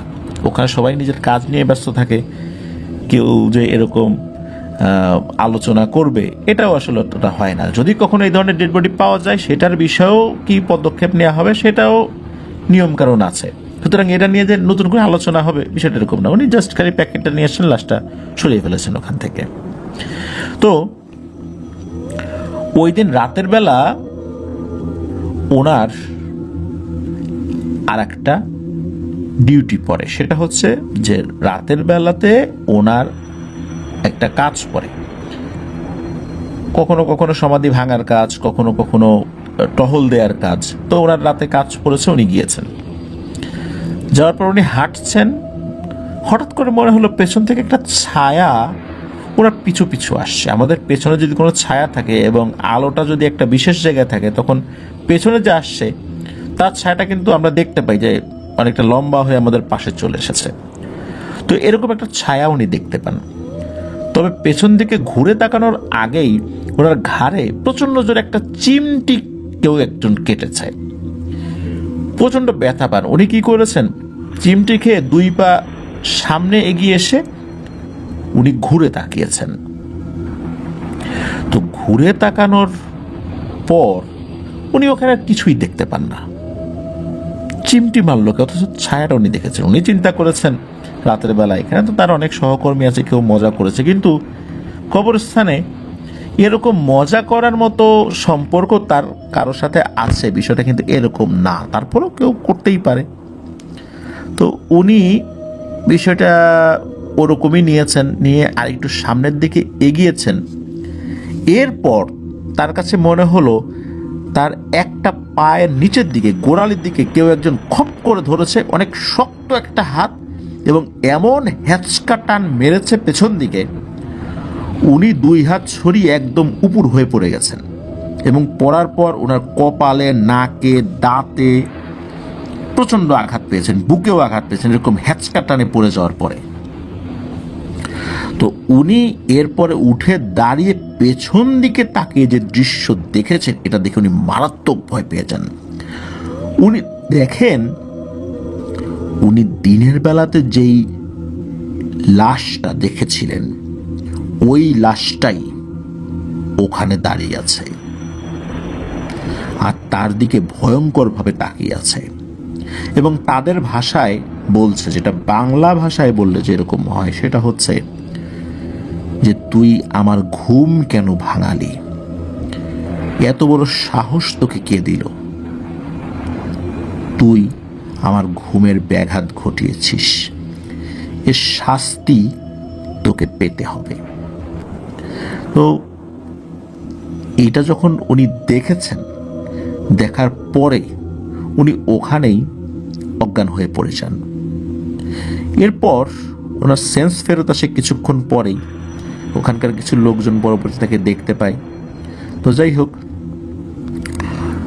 এরপরে ঘটনা কিন্তু শেষ হয়ে গেল বিষয়টা এরকম না। এর একদিন পরেই ওনার কাছে আর একটা ফোন আসে, বলা হয় যে এত নাম্বার লাইনের এত নাম্বার কবরটা ভাঙো, ওখানে নতুন করে আর একটা লোককে দাফন করতে হবে। তো উনি গিয়েছেন, যাওয়ার পর যখন ওই স্ল্যাবটা সরিয়েছেন, সরানোর পরেই উনি আর একটা ভয়ঙ্কর দৃশ্য দেখেন। উনি দেখেন এই স্ল্যাবটা সরানোর পর গত রাত্রে দেখা ডেড বডিটাই এই কবরের মধ্যে শায়িত এবং ওই অবস্থাতেই তার দিকে তাকিয়ে চোখ খুলে ভয়ঙ্করভাবে হি হি হি হি করে হেসে দিয়ে ওঠে। এইটা দেখার সাথে সাথে উনি তো মারাত্মক ভয় পেয়েছেন। উনি পা পেছন দিকে নিয়ে দৌড় দিয়ে ছিটকে পড়ে গেছেন ওখান থেকে, মানে পেছন দিকে ব্যাক সাইডে আমরা হাঁটি না, ওইভাবে উনি সরে এসেছিলেন। এরপর কিন্তু যখন দেখলেন শান্ত, উনি সাহস করে কি করেছেন, স্ল্যাবটা দিয়ে ওইটা আবার ঢেকে দিয়েছেন। এরপর উনি আরো একটি কবর যেটা পুরনো হয়ে গিয়েছিল চিন্তা করলেন যে এই কবরটা ভেঙে ফেলি। ওই কবরটা যখন উনি স্ল্যাব সরিয়েছেন, মূলত ওটা অনেক পুরনো একটা সমাধি জাতীয় একটা কবর ছিল আর কি, যেটাতে উনি হাত দিয়েছিলেন আর কি। তো ওটার উপরকার সমাধি যখন সমাধির উপরকার স্ল্যাব যখন সরিয়েছেন, ওটা অনেক গভীর ছিল। তো ওই সমাধিগুলো করতো কি, মাটির নিচে গর্ত করে বেশ অনেকটা কুয়ার মতো গর্ত করে ওইখানে বিশেষ একটা ঘর তৈরি করে সেখানে ডেড বডিটা রাখা হতো, উপরে বিশাল একটা গম্বুজের মতো করা হতো, এই টাইপের আর কি।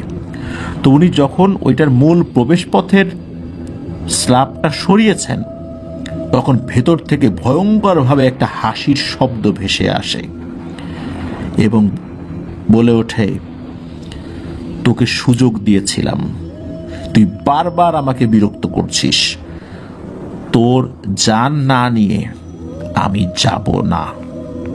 তো এরকম শব্দ ওনার কানে যখনই ভেসে এসেছে, তখনই উনি আবার ওই স্ল্যাবটা বন্ধ করে দিয়েছেন। এখন এই যে ব্যাপারগুলো, এগুলো তো আসলে কারোর সাথে শেয়ারও করা যাচ্ছে না। এরপর ঘটে আরেকটি মর্মান্তিক ঘটনা। তো উনি হঠাৎ করে গায়েব হয়ে যান, কোথাও পাওয়া যায় না, কোথাও পাওয়া যায় না। তো ওনাকে পাওয়া যায় আমাদের দেশে যেমন বাঁধাকপির ক্ষেত আছে না, বাঁধাকপি ফুলকপির ক্ষেত, তো এরকম একটা ক্ষেত ছিল চায়নাদের বা চাইনিজদের। তো ওটার পাশে একটা ডোবার মতো ছিল। তো এই ক্ষেতের পাশে এবং ডোবা থেকে একটু উপরে তাকে পাওয়া যায়, খুব মারাত্মক আহত অবস্থায়। ওনাকে যখন পাওয়া যায়, দেখা যায় যে ওনার দুই পাটির তিনটা দাঁত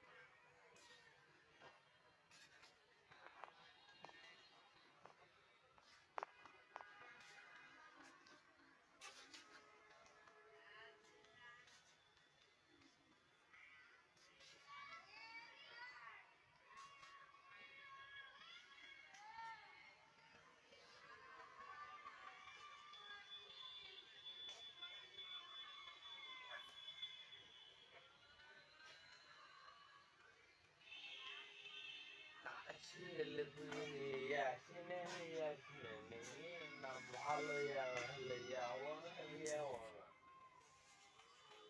এমনি বেলা বাচ্চা মাথা ঘুরে আমি ফ্রি মানুষের সাথে এনে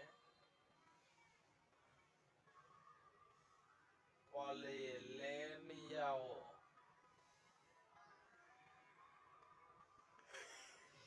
কলেজে ক্যারেম নিয়ে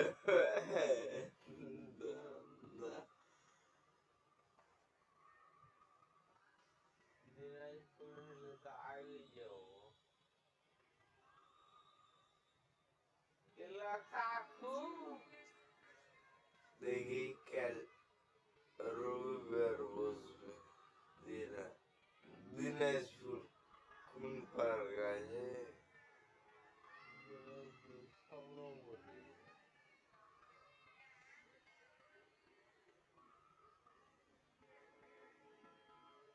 ওই সামনে আর কি যাওয়া ভালো এই যে সস্তা রে 300-400 টাকা রে ওই ছেলে পেলে খুশি এই যে কেটে আগে হোয়াটসঅ্যাপে দিয়ে বানাবে ঠিক আছে দুটা